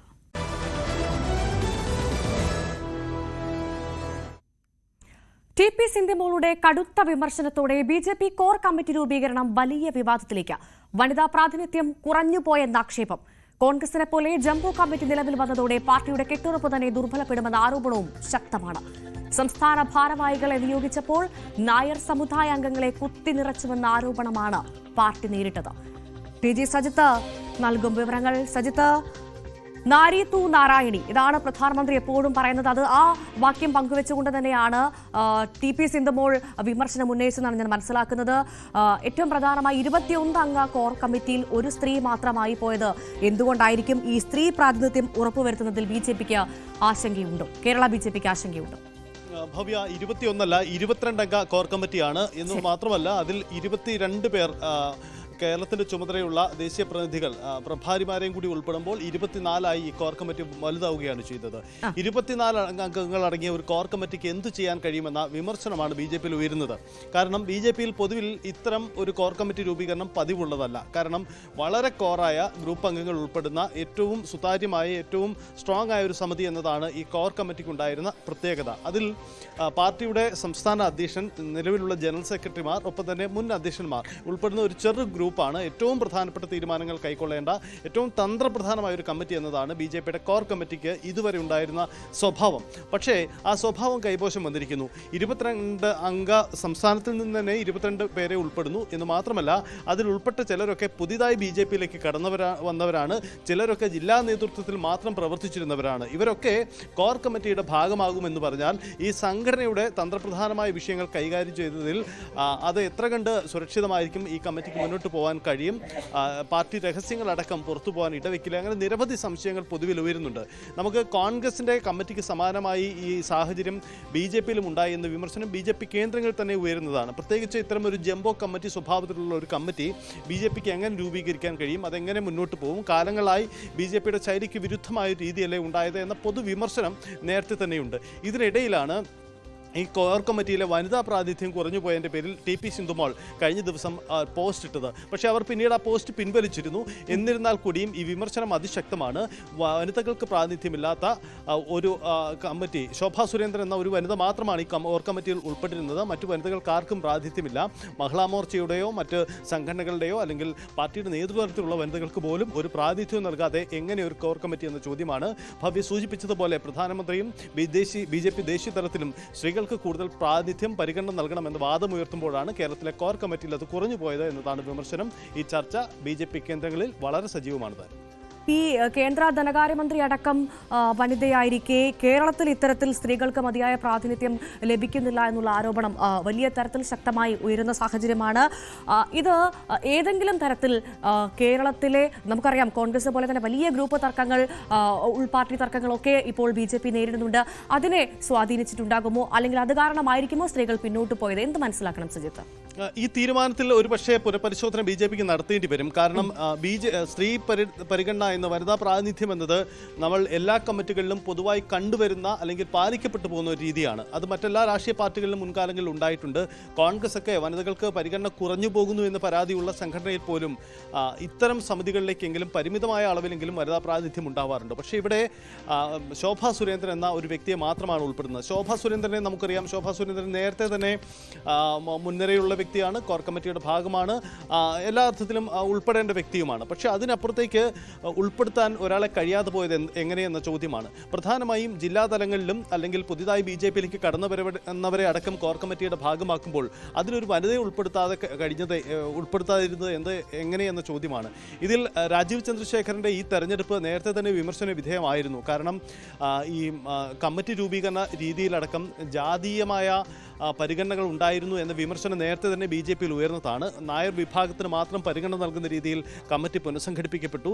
ഒപ്പം തന്നെ BJPയുടെ പരമ്പരാഗത മേഖലകൾക്ക് വേണ്ടത്ര പ്രാതിനിധ്യം നൽകിയിട്ടില്ല. പ്രത്യേകിച്ച് ഈ ക്രൈസ്തവ മുഖങ്ങളെയൊക്കെ പുതുതായി ഉൾപ്പെടുത്തോടുകൂടി പിന്തള്ളപ്പെട്ടു പോയ മറ്റു വിഭാഗമുണ്ട്. ഇത് പൊതുവിൽ BJPക്കകത്തൊരു പ്രതിസന്ധിയും ആയി മാറിയിട്ടുമുണ്ട്. കാരണം BJPയുടെ പരമ്പരാഗത വോട്ട് മേഖലകളിലെ സംഘപരിവാർ കേന്ദ്രങ്ങളെ അവഗണിക്കുന്ന നയവും പരിപാടിയും കേരളത്തിലെ പാർട്ടിക്കുണ്ട്. അല്ലെങ്കിൽ നിലപാടുകൾ പരസ്യമായി അങ്ങനെ സ്വീകരിക്കുന്നുണ്ട്. അത് ഇതിനകം തന്നെ വിമർശന വിധേയമാണ്. ഇതിന് പുറമെയാണ് ഈ കമ്മിറ്റി കമ്മിറ്റി രൂപീകരണവുമായി ബന്ധപ്പെട്ട തർക്കമുണ്ടാവുന്നത്. എന്തായാലും ഈ സ്ത്രീ പ്രാതിനിധ്യം കുറഞ്ഞുപോയി എന്ന വിഷയത്തിൽ പരസ്യ പ്രതികരണത്തിലേക്ക് വരാതിരിക്കാനുള്ള ജാഗ്രത നേതൃത്വം പൊതുവിൽ കാട്ടിയിട്ടുണ്ട്. ടി.പി. സിന്ധുമോൾ അടക്കം ഈ പരസ്യ പ്രതികരണത്തിൽ നിന്നും പിന്നോട്ട് പോയതിന്റെ കാരണവും അത് തന്നെയാണെന്ന് കരുതാം. എന്തായാലും ഇക്കാര്യത്തിൽ ചില പുനഃപരിശോധനകൾ പക്ഷേ ടി.പി. സിന്ധുമോളുടെ വിമർശനത്തോടെ അത് അവസാനിക്കുമോ, അല്ലെങ്കിൽ ആ പോസ്റ്റ് മുക്കിയതോടുകൂടി അത് അവസാനിക്കുമെന്ന് കരുതാൻ സാധിക്കുമോ? മറ്റ് സ്ത്രീകൾ ഈ നാരി പ്രശ്നവുമായി ബന്ധപ്പെട്ട്, ഈ നാരി തർക്കവുമായി ബന്ധപ്പെട്ട് മുന്നോട്ട് വരാനുള്ള സാധ്യത അത് എത്രമാത്രമുണ്ട്? അതുമാത്രമല്ല, ഈ വിഷയത്തിൽ കേന്ദ്രത്തിന്റെ ഇടപെടൽ ഉണ്ടാകുമോ എന്നാണ് മനസ്സിലാക്കേണ്ടത് സജിത്ത്? പുനഃപരിശോധനയ്ക്ക് സാധ്യതയുണ്ട്, തള്ളിക്കളയാനാവില്ല. പ്രത്യേകിച്ച് വനിതാ പ്രാതിനിധ്യം കുറഞ്ഞുപോയി എന്നത് ഒരു ഗുരുതരമായ വിമർശനമാണ്. ഈ കമ്മിറ്റികളിൽ ഏതെങ്കിലും വിഭാഗത്തിന് പ്രാതിനിധ്യം കുറഞ്ഞുപോയി, അല്ലെങ്കിൽ ഏതെങ്കിലും ജാതി സമവാക്യങ്ങൾ പാലിച്ചില്ല എന്നതൊക്കെ ഒരു വിമർശനമായി നിൽക്കാം. പക്ഷേ വനിതാ പ്രാതിനിധ്യം കുറഞ്ഞുപോയി എന്നത് തികച്ചും ചർച്ച ചെയ്യപ്പെടുന്ന കാര്യമാണ് എന്ന് മാത്രമല്ല, BJPക്ക് പൊതുസമൂഹത്തിന് മുന്നിൽ തന്നെ അവർക്ക് ഉയർത്തിക്കാട്ടാൻ കഴിയാത്തൊരു വിഷയം കൂടിയായി മാറുകയാണ്. അപ്പോൾ വനിതാ പ്രാതിനിധ്യം ഒരു പക്ഷേ കൂടുതലാവുന്ന രീതിയിലുള്ള ഒരു പുനഃസംഘടന ഉണ്ടാകുമെന്ന് കരുതാം. കാരണം ചില പ്രധാനപ്പെട്ട മുഖങ്ങളെ കൂടി കോർ കമ്മിറ്റിയുടെ ഭാഗമാക്കുക. കാരണം ഇത്ര വിപുലമായ 22-അംഗ കോർ കമ്മിറ്റി സംഘടിപ്പിച്ചപ്പോൾ ആ കോർ കമ്മിറ്റിയിലേക്ക് കൂടുതൽ വനിതകൾ വേണ്ടിയിരുന്നു എന്ന വിമർശനം പലർക്കുമുണ്ട്. അത് ടി.പി. സിന്ധുമോളിലൂടെ മാത്രം പരസ്യമാക്കപ്പെട്ടു എന്ന് മാത്രം. ശരി, TG സജിത്താണ് വിശദ വിവരങ്ങൾ നൽകിയത്. KT ജലീലിനെ മുൻനിർത്തി മുസ്ലിം ലീഗിനെതിരെ രാഷ്ട്രീയ നീക്കം ആരംഭിച്ച് CPM. ലീഗിനെതിരെ സമീപകാലത്ത് ഉയർന്ന ആരോപണങ്ങളെല്ലാം ശക്തമായ രീതിയിൽ ഉന്നയിച്ച് ജലീൽ രംഗത്തെത്തുമ്പോൾ പുതിയൊരു യുദ്ധമുഖമാണ് CPM തുറക്കുന്നത്. ഇനി തെരഞ്ഞെടുപ്പിലില്ലെന്ന് പ്രഖ്യാപിച്ച ജലീലിന്റെ ഇപ്പോഴത്തെ നീക്കം ശ്രദ്ധേയമാണ്. ജലീൽ വീണ്ടും CPMന്റെ ലീഗ് വിരുദ്ധ പോരാളിയാകുമ്പോൾ രാഷ്ട്രീയ കേരളം കാത്തിരിക്കുന്നത് എന്താണ്? CV അനുമോദ് വിവരങ്ങളുമായി ചേർന്നു. അനുമോദ്, ലീഗിനെതിരെ ജലീലിനെ നേരത്തെ തന്നെ പരീക്ഷിച്ച് വിജയിച്ചതാണ് CPM എന്ന കാര്യത്തിൽ സംശയമില്ല. ജലീൽ തന്നെയാണ് ലീഗിനെതിരെയുള്ള മുഖ്യ ആയുധം എന്ന തിരിച്ചറിവ് വീണ്ടും ഉണ്ടാവുകയാണോ CPMന്? എന്തു മനസ്സിലാക്കണം ജലീലിന്റെ പുതിയ വരവ്?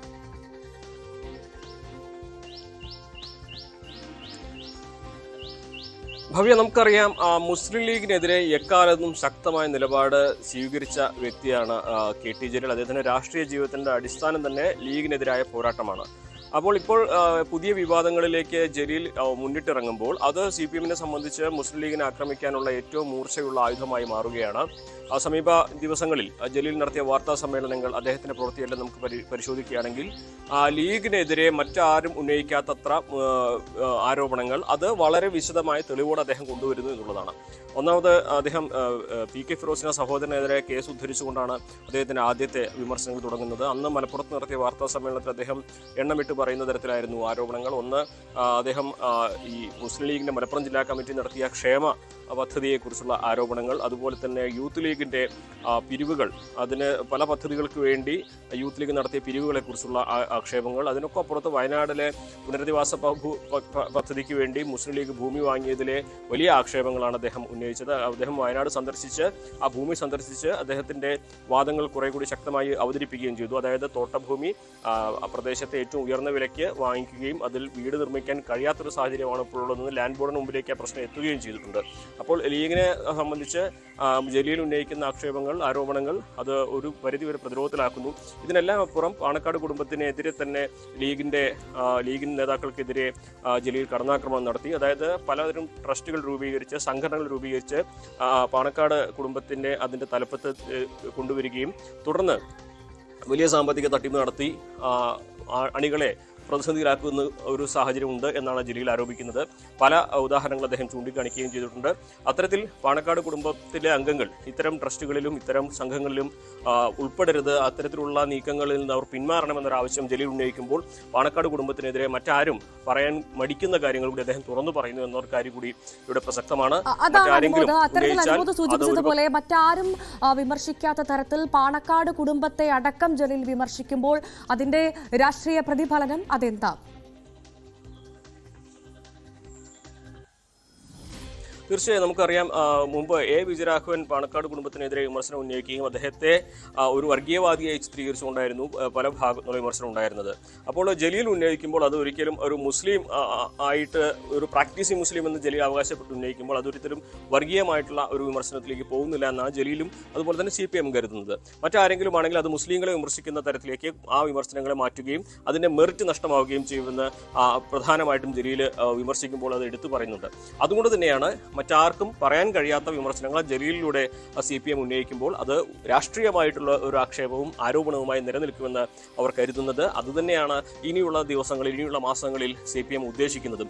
നമുക്കറിയാം ജലീലിന്റെ ഇതുവരെയുള്ള വിമർശനങ്ങൾ ഒരുപക്ഷെ ഫേസ്ബുക്കിലൂടെ അദ്ദേഹം വലിയ തോതിൽ തന്നെ മുസ്ലിം ലീഗിനെ വിമർശിച്ച് രംഗത്തെത്തുന്നു. പല സാഹചര്യങ്ങളിലും കടുത്ത വിമർശനം അദ്ദേഹം ഫേസ്ബുക്കിലൂടെ നടത്തി. പക്ഷേ അതിനപ്പുറം മാധ്യമങ്ങൾക്ക് മുൻപിലേക്ക് അദ്ദേഹം വരികയും വിവാദമാകുന്ന രാഷ്ട്രീയമായിട്ട് ചർച്ച ചെയ്യുന്ന പ്രശ്നങ്ങൾ നേരിട്ട് ചെന്ന് ഇടപെട്ട് കാര്യങ്ങൾ അവതരിപ്പിക്കുകയും ചെയ്യുന്ന തരത്തിലേക്ക് ജലീൽ എത്തുമ്പോൾ ജലീൽ മുസ്ലിം ലീഗിനെതിരായ പോരാട്ടത്തിന് മുന്നിട്ടിറങ്ങുന്നു എന്ന സൂചന തന്നെയാണ്, സന്ദേശം തന്നെയാണ് നൽകുന്നത്. അനുമോദ്, തെരഞ്ഞെടുപ്പിന് ഇനി ഇല്ല എന്ന് നേരത്തെ പ്രഖ്യാപിച്ച ആളാണ് ജലീൽ. പക്ഷേ ഇപ്പോൾ ഇതാ നോക്കൂ, ഈ തെരഞ്ഞെടുപ്പ് രാഷ്ട്രീയത്തിൽ നിന്ന് വിരമിക്കൽ പ്രഖ്യാപിച്ചത് പിൻവലിക്കാനുള്ള ഒരു നീക്കമാണ് KT ജലീൽ നടത്തുന്നത് എന്ന് കരുതാമോ നമുക്ക് ഈ ഘട്ടത്തിൽ?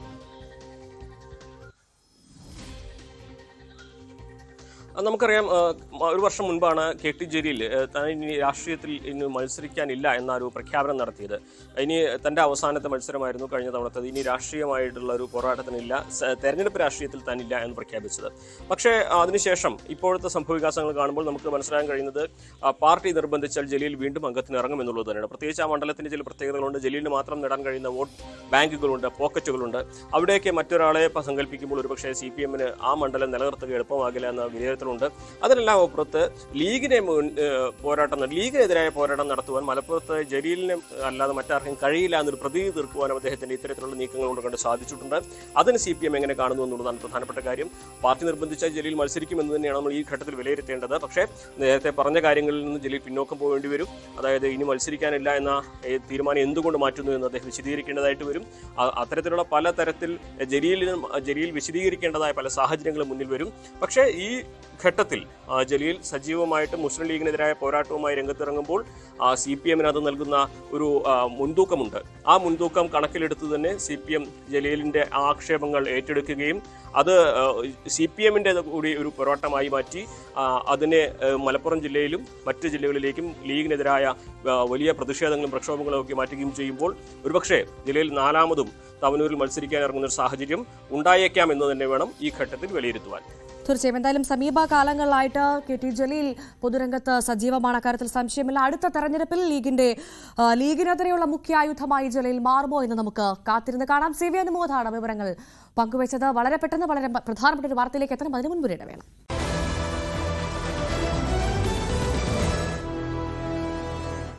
വളരെ പ്രധാനപ്പെട്ട ഒരു വാർത്ത വരുന്നു. അർജന്റീന ഫുട്ബോൾ ടീമിന്റെ കേരള സന്ദർശനവുമായി ബന്ധപ്പെട്ട വിവാദങ്ങളിൽ പ്രതികരിച്ച അർജന്റീന ഫുട്ബോൾ അസോസിയേഷൻ അർജന്റീന ടീമിനെ കേരളത്തിലെത്തിക്കുന്നതിൽ കരാർ ലംഘനമുണ്ടായത് കേരള സർക്കാരിന്റെ ഭാഗത്തു നിന്നാണെന്ന് AFA മാർക്കറ്റിംഗ് വിഭാഗം മേധാവി ലിയാൻഡ്രോ പീറ്റേഴ്സൺ പറയുന്നു. എന്നാൽ എന്താണ് വീഴ്ചയെന്നതിൽ വ്യക്തതയില്ല. നേരത്തെ AFI കരാർ ലംഘിച്ചെന്നായിരുന്നു മന്ത്രി V അബ്ദുറഹ്മാനും കേരളത്തിലെ സ്പോൺസറും വ്യക്തമാക്കിയത്. വളരെ പ്രധാനപ്പെട്ട വിവരമാണിപ്പോൾ വരുന്നത്. മെസ്സി കേരളത്തിലെത്തുമോ ഇല്ലയോ എന്നുള്ള കഴിഞ്ഞ കുറച്ച് നാളുകളെ ചോദിച്ചുകൊണ്ടിരിക്കുന്ന ചോദ്യമാണ് ഇപ്പോൾ ഇതാ അർജന്റീന ഫുട്ബോൾ ടീമിന്റെ ഭാഗത്തു നിന്നുള്ള പ്രതികരണമാണ് വരുന്നത്. കേരള സന്ദർശനവുമായി ബന്ധപ്പെട്ട വിവാദങ്ങളിൽ പ്രതികരിക്കുകയാണ് അർജന്റീന ഫുട്ബോൾ അസോസിയേഷൻ. അർജന്റീന ടീമിനെ കേരളത്തിലെത്തിക്കുന്നതിൽ കരാർ ലംഘനമുണ്ടായത് കേരള സർക്കാരിന്റെ ഭാഗത്തു നിന്നാണെന്നാണ് AFA മാർക്കറ്റിംഗ് വിഭാഗം മേധാവി പറയുന്നത്. MG മിഥുൻ നൽകും വിവരങ്ങൾ. മിഥുൻ, ഇത്രനാളും നമ്മുടെ സർക്കാരും മന്ത്രിയും കായിക മന്ത്രിയും പറഞ്ഞതിന് വിപരീതമായിട്ടാണ് ഇപ്പോൾ AFA മാർക്കറ്റിംഗ് വിഭാഗം മേധാവി പറയുന്നത് അല്ലെ? എന്താണ് അദ്ദേഹം പറയുന്നത്? വിശദാംശങ്ങൾ എന്തൊക്കെയാണ്?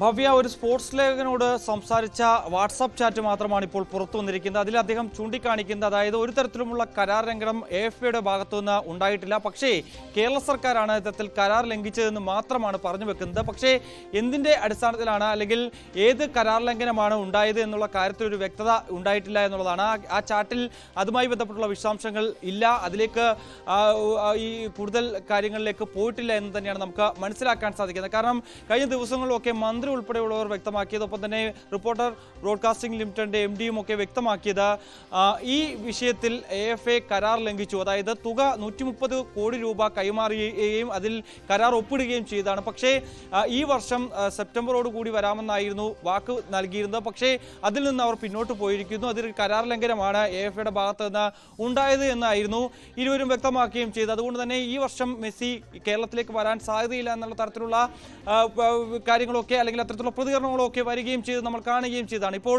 അതിന് വിപരീതമായി ഈ AFA-യുടെ മാർക്കറ്റിംഗ് വിഭാഗത്തിന്റെ ഹെഡ് കൂടി നിലപാട് വ്യക്തമാക്കുന്നു. അതായത് ഒരു തരത്തിലുമുള്ള കരാർ ലംഘനം തങ്ങളുടെ ഭാഗത്ത് നിന്ന് ഉണ്ടായിട്ടില്ല എന്നുള്ളതാണ്. അതായത് ഇപ്പോൾ നിലവിൽ നിൽക്കുന്ന സാഹചര്യം, ആരാണ് ഈ കരാർ ലംഘിച്ചത് അല്ലെങ്കിൽ എന്തിന്റെ അടിസ്ഥാനത്തിലാണ് ഈ കാര്യങ്ങളിൽ അർജന്റീന ഫുട്ബോൾ അസോസിയേഷന്റെ ഭാഗത്തു നിന്നാണ് കരാർ ലംഘനം ഉണ്ടായത് എന്ന് ഇവർ പറയുന്നത്, അതാണോ ശരി? അതല്ല മറിച്ച് ഇപ്പോൾ മാർക്കറ്റിംഗ് ഹെഡ് പറയുന്ന അനുസരിച്ച് കേരള സർക്കാരിന്റെ ഭാഗത്തു നിന്നാണോ ഇങ്ങനെയുള്ള ചില പിഴവുകൾ സംഭവിച്ചത് അല്ലെങ്കിൽ കരാറെങ്കിലും ഉണ്ടായി എന്നുള്ള കാര്യത്തിൽ ഇനി ഒരു വ്യക്തത വരേണ്ടതായിട്ടിരിക്കുന്നു. പക്ഷേ നേരത്തെ കുറച്ച് വാർത്തകൾ പുറത്തു വന്നിരുന്നു. അതായത് ഈ അർജന്റീനയെ കേരളത്തിലെത്തിക്കുന്നതുമായി ബന്ധപ്പെട്ട ചർച്ചകൾക്കായി നേരത്തെ സ്പെയിനിലേക്ക് കായിക മന്ത്രി അബ്ദുൾ റഹ്മാൻ സന്ദർശനം നടത്തിയിരുന്നു. അത് നമ്മുടെ ഖജനാവിൽ നിന്ന് ചെലവാക്കിയ 13 ലക്ഷത്തോളം രൂപ ചെലവാക്കിയാണ് അവിടെ പോവുകയും ചെയ്തത്. പക്ഷേ ആ സന്ദർശനത്തിൽ അവിടെ ഏജന്റുമായി, അതായത് ഈ അർജന്റീന ഫുട്ബോൾ അസോസിയേഷനുമായി ബന്ധമുള്ള ഒരു ഏജന്റുമായി മാത്രമാണ് ഇവർ കൂടിക്കാഴ്ച നടത്തിയത്. ഇതിൽ സംബന്ധിച്ചുള്ള ധാരണയിലേക്ക് എത്തിയത് എന്നുള്ള വിവരങ്ങൾ കൂടി പുറത്തു വന്നിട്ടുണ്ടായിരുന്നു. പക്ഷേ ഈ ഏജന്റ് കൃത്യമാണ്, അതായത് ഏജന്റ് ഫുട്ബോൾ അസോസിയേഷനുമായി ബന്ധമുള്ള ആള് തന്നെയാണ് എന്നുള്ളതാണ് പിന്നീട് വ്യക്തമാവുകയും ചെയ്ത്. മറ്റൊന്ന്, ഈ രീതിയിൽ ഏതെങ്കിലും തരത്തിൽ ഈ അർജന്റീന ഫുട്ബോൾ അസോസിയേഷനെ കൊണ്ടുവരണമെങ്കിൽ അല്ലെങ്കിൽ കേരളത്തിലേക്ക് കൊണ്ടുവരണമെങ്കിൽ ഇന്ത്യൻ ഫുട്ബോൾ ഫെഡറേഷനുമായി സംസാരിക്കണമായിരുന്നു. അങ്ങനെ ഒരുപക്ഷെ മുന്നോട്ട് പോയിരുന്നുവെങ്കിൽ ഒരുപക്ഷെ കേരളത്തിലേക്ക് മെസ്സി എത്തുമായിരുന്നു, അർജന്റീന ടീം എത്തുമായിരുന്നു. ഒപ്പം തന്നെ ഇത്രയധികം തുക നൽകേണ്ട ഒരു സ്ഥിതിവിശേഷത്തിലേക്ക് കാര്യങ്ങൾ എത്തില്ലായിരുന്നു എന്നുള്ളതാണ് മറ്റൊരു വിമർശനം ഉയരുന്നത്. കാരണം ഈ രീതിയിലേക്ക് പോകുമ്പോൾ ഏജന്റുമാരുമായി കോൺടാക്ട് ചെയ്യുന്നു, ആ രീതിയിൽ ഒരു ഏജൻസി വഴി മുന്നോട്ട് പോകുമ്പോൾ അധിക തുക, ഇവരുടെ കമ്മീഷൻ അടക്കമുള്ള തുക നൽകേണ്ടതായിട്ട് വരും. അതാണ് ഇത്രയും വലിയ തുക ആവശ്യപ്പെട്ടതായിട്ടുള്ള ആരോപണം ഉയർന്നു വന്നത് എന്നുള്ളതാണ് ഓൾ ഇന്ത്യ ഫുട്ബോൾ ഫെഡറേഷന്റെ ഭാഗത്തു നിന്ന് വന്നിട്ടുള്ള വിശദീകരണം. അതിൽ ഇനി തങ്ങൾക്കൊന്നും തന്നെ ചെയ്യാനാകില്ല, നേരത്തെ തന്നെ പറഞ്ഞു വെച്ചതുപോലെ തന്നെ സംസാരിച്ചതുപോലെ തന്നെ ആ തുക നൽകാൻ മാത്രമേ പറ്റൂ എന്നുള്ള രീതിയിൽ അവർ ആ വിഷയത്തിൽ കൈയൊഴിയുന്നത് നമ്മൾ കാണുകയും ചെയ്തതാണ്. എന്തായാലും നിലവിലെ സാഹചര്യത്തിൽ ഇപ്പോൾ ആരുടെ ഭാഗത്താണ് വീഴ്ച സംഭവിച്ചത്, ആർക്കാണ് തെറ്റുപറ്റിയത്, ഈ കരാർ ലംഘിച്ചത് ആരാണ് എന്നുള്ള കാര്യത്തിൽ ഒരു കൃത്യമായ വ്യക്തത വരുത്തേണ്ടതായിട്ടുണ്ട്. സൂചിപ്പിച്ചതുപോലെ തന്നെ ഈ അർജന്റീന ടീമിനെ കേരളത്തിൽ കളിപ്പിക്കാൻ സർക്കാരിന് 1 രൂപ പോലും ചെലവില്ലെന്ന മന്ത്രിയുടെ വാദം പൊളിച്ചുകൊണ്ടാണ് നേരത്തെ ഈ വിദേശ പര്യടനത്തിന് മുടക്കിയ ലക്ഷങ്ങളുടെ 13 ലക്ഷത്തിലധികം രൂപയുടെ കണക്ക് പുറത്തു വന്നത്. അത് മിഥുൻ തന്നെ സൂചിപ്പിക്കുകയുണ്ടായി.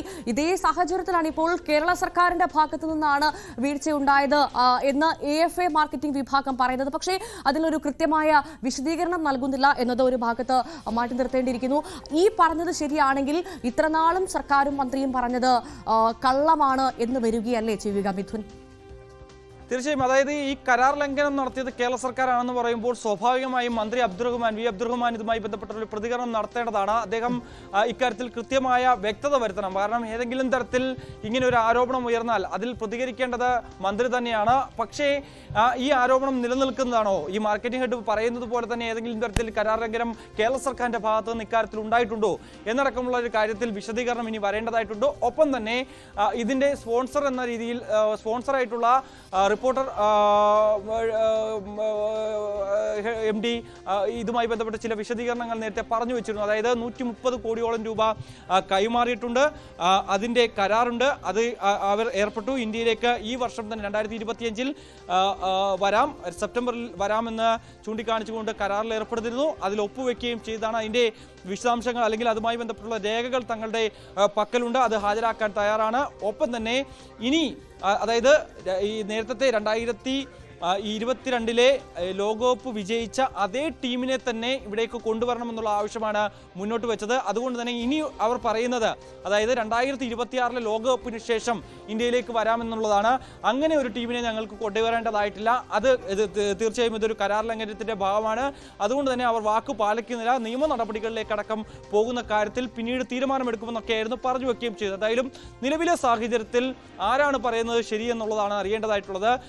AFA FAയുടെ മാർക്കറ്റിംഗ് ഹെഡ് പറയുന്നതനുസരിച്ച് കേരള സർക്കാരിന്റെ ഭാഗത്തു നിന്നാണ് വീഴ്ച എന്നുള്ളതാണ്. പക്ഷേ അതിലൊരു പ്രധാനപ്പെട്ട കാര്യം ഈ കരാർ ലംഘിച്ചത് കേരള സർക്കാരാണെന്ന് പറയുമ്പോൾ പോലും തന്നെ എന്താണ് ലംഘിച്ചത്, എന്ത് കാര്യങ്ങളിലാണ് ഒരു ലംഘനം ഉണ്ടായത് എന്നടക്കമുള്ള കാര്യത്തിലൊരു വ്യക്തമായ ചിത്രം നൽകുന്നില്ല എന്നുള്ളതാണ്. വ്യക്തമായ ഒരു വിശദീകരണം ഈ FAയുടെ മാർക്കറ്റിംഗ് ഹെഡിന്റെ ഭാഗത്ത് നിന്ന് ഉണ്ടാകുന്നില്ല എന്നുള്ളതാണ്. അതിൽ സംബന്ധിച്ചുള്ള കൂടുതൽ വിശദാംശങ്ങൾ ഇനി അറിയേണ്ടതായിട്ടുണ്ട്. ഇതൊരു സ്പോർട്സ് ലേഖകനായിട്ട് സംസാരിച്ച വാട്സാപ്പ് ചാറ്റ് മാത്രമാണ്. അത് എത്രത്തോളം ആധികാരികത ഉണ്ട് എന്നുള്ള കാര്യത്തിലൊക്കെ സംശയം സ്വാഭാവികമായും പ്രകടിപ്പിക്കാം എന്നുള്ളതാണ് ഈ ഒരു കാര്യത്തിൽ എടുത്തു പറയേണ്ടതായിട്ടുള്ളത്. എന്തായാലും നിലവിൽ ഈ വിഷയത്തിൽ മന്ത്രിയാണ് പ്രതികരിക്കേണ്ടത്. മന്ത്രിയാണ് ഇതിന്റെ വിശദീകരണം ഏറ്റവും ഒടുവിൽ നൽകേണ്ടതും.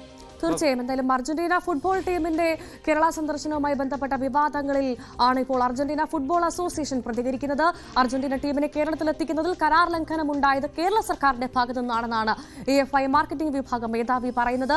ഇതിൽ ഇനി ആര് പറയുന്നതാണ് ശരി, കേരള സർക്കാരിനാണോ വീഴ്ചയുണ്ടായത് അല്ലെങ്കിൽ അർജന്റീന ടീമിനാണോ എന്നുള്ള കാര്യത്തിൽ ഒരു തീരുമാനം ഉണ്ടാവേണ്ടതുണ്ട്. അതിൽ പ്രതികരിക്കേണ്ടത് ഈ വിഷയത്തിൽ ഇപ്പോൾ ഈ അർജന്റീന ടീം മേധാവിയുടെ ഭാഗത്തുനിന്ന് വന്ന പ്രതികരണത്തിൽ പ്രതികരിക്കേണ്ടത് കേരളത്തിന്റെ കായിക മന്ത്രിയാണ്. മന്ത്രിയുടെ പ്രതികരണം ഉണ്ടാകുമെന്ന് നമുക്ക് പ്രതീക്ഷിക്കാം. MG മിഥുനാണ് വിവരങ്ങൾ നൽകിയത്. മെസ്സിയുടെ സന്ദർശനത്തിൽ അർജന്റീൻ ഫുട്ബോൾ അസോസിയേഷന്റെ വിശദീകരണം വന്നതിന് പിന്നാലെ സർക്കാരിനെതിരെ UDF നേതാക്കൾ മെസ്സി ഈസ് മിസ്സിംഗ് എന്നായിരുന്നു KPCC പ്രസിഡന്റ് സണ്ണി ജോസഫിന്റെ പ്രതികരണം. കായിക മന്ത്രി മറുപടി പറയണമെന്നും സണ്ണി ജോസഫ് ആവശ്യപ്പെട്ടു. മെസ്സി കേരളത്തിലേക്ക് വരുന്നു എന്നത് സർക്കാർ തള്ളിമറിച്ചുണ്ടാക്കിയതാണെന്നും ഷാഫി പറമ്പിലും വിമർശിച്ചു. Messi is missing.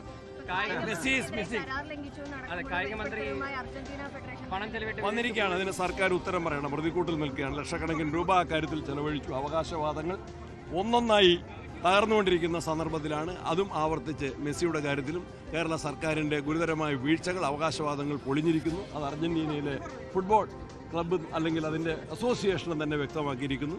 അക്കാര്യം ജനങ്ങൾ മനസ്സിലാക്കുന്ന കാര്യം തന്നെയാണ്. അർജന്റീനയുടെ 2022 ഖത്തർ വേൾഡ് കപ്പിലെ വിജയം, അതിലെ മെസ്സിയുടെ പെർഫോമൻസിനും ലോകവ്യാപകമായി കിട്ടിയ പിന്തുണയിൽ ലോകം തന്നെ ശ്രദ്ധിച്ച പിന്തുണ കൊടുത്തൊരു സംസ്ഥാനമാണ് കേരളം. കേരളത്തിലെ ഫുട്ബോൾ ആരാധകരുടെ എല്ലാവരുടെയും ആ ആവേശത്തെ അർജന്റീനൻ ഫുട്ബോൾ അസോസിയേഷൻ ഇന്ത്യയിലെ കേരളത്തിലെ എടുത്തു പറയുന്ന തരത്തിലുള്ള ആരാധന, അവരുടെ ഇഷ്ടം പ്രകടിപ്പിച്ചൊരു പൊതുസമൂഹമാണ് കേരളത്തിലുള്ളത്. ആ പൊതുസമൂഹത്തിൻ്റെ മുമ്പിൽ മെസ്സിയെ കേരളത്തിൽ കൊണ്ടുവരാൻ ശ്രമിക്കുന്നതിനകത്തൊന്നും തെറ്റില്ല. പക്ഷേ അതിനകത്ത് ഇങ്ങനെ വ്യാജമായ അവകാശവാദങ്ങൾ ഉന്നയിച്ച് അതിൻ്റെ ഒരു ക്രെഡിറ്റ് എല്ലാത്തിൻ്റെയും പോലെ ഒരു ക്രെഡിറ്റ് അടിച്ചെടുക്കാനുള്ള ഒരു അവസരം മാത്രമായിട്ട് അതിനെ കണ്ട് ജനങ്ങളെ പറഞ്ഞ് പറ്റിച്ച് യഥാർത്ഥത്തിൽ ഇപ്പോഴത്തെ കുട്ടികളെയൊക്കെ ഭാഷയെ പറഞ്ഞാൽ തള്ളി മറിച്ച് ഉണ്ടാക്കിയ ഒരു അപകടമാണിത്. അമ്മ തെരഞ്ഞെടുപ്പിന് 6 ദിവസം മാത്രം ബാക്കി നിൽക്കെ പരസ്യ പ്രതികരണം വിലക്കി താരസംഘടന. മെമ്മറി കാർഡ് വിവാദത്തിൽ താരങ്ങൾ പരസ്യമായി പ്രതികരിച്ചതോടെയാണ് വിലക്ക് ഏർപ്പെടുത്തിയത്. വിലക്ക് ലംഘിച്ചാൽ കർശന നടപടി ഉണ്ടാകുമെന്നാണ് തെരഞ്ഞെടുപ്പ് വരണാധികാരികളുടെ മുന്നറിയിപ്പ്. നവമി ദിനേശ് വിവരങ്ങൾ നൽകും. നവമി, ഈ അമ്മയ്ക്കുള്ളിലെ പരസ്പരം ചെരിവാരി എറിയൽ നമ്മൾ അറിഞ്ഞത് അമ്മയിൽ നിന്ന് തന്നെയാണ്. ഇപ്പോൾ ഇതാ ഒരു വലിയ വിലക്ക് ഏർപ്പെടുത്തിയിരിക്കുന്നു അല്ലെ പരസ്യ പ്രതികരണത്തിന് താരസംഘടന?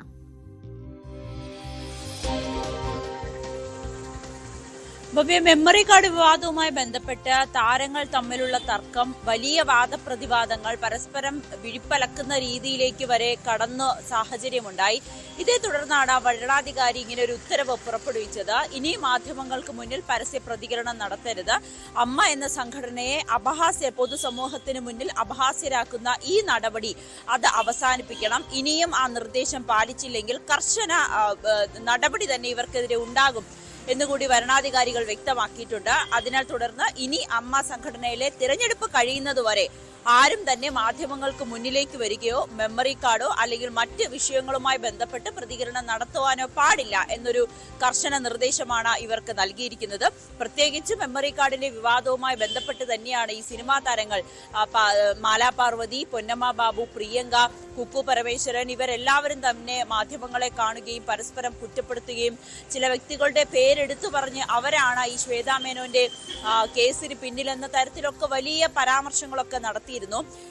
ഇതുകൊണ്ട് തന്നെയാണ് ഇനി സംഘടനയെ മാധ്യമങ്ങളിലൂടെ പൊതുസമൂഹത്തിന് മുന്നിൽ അപഹാസ്യരാക്കുന്ന നടപടികളിലേക്ക് കടക്കരുതെന്ന് കർശന നിർദ്ദേശം നൽകിയിരിക്കുന്നത്.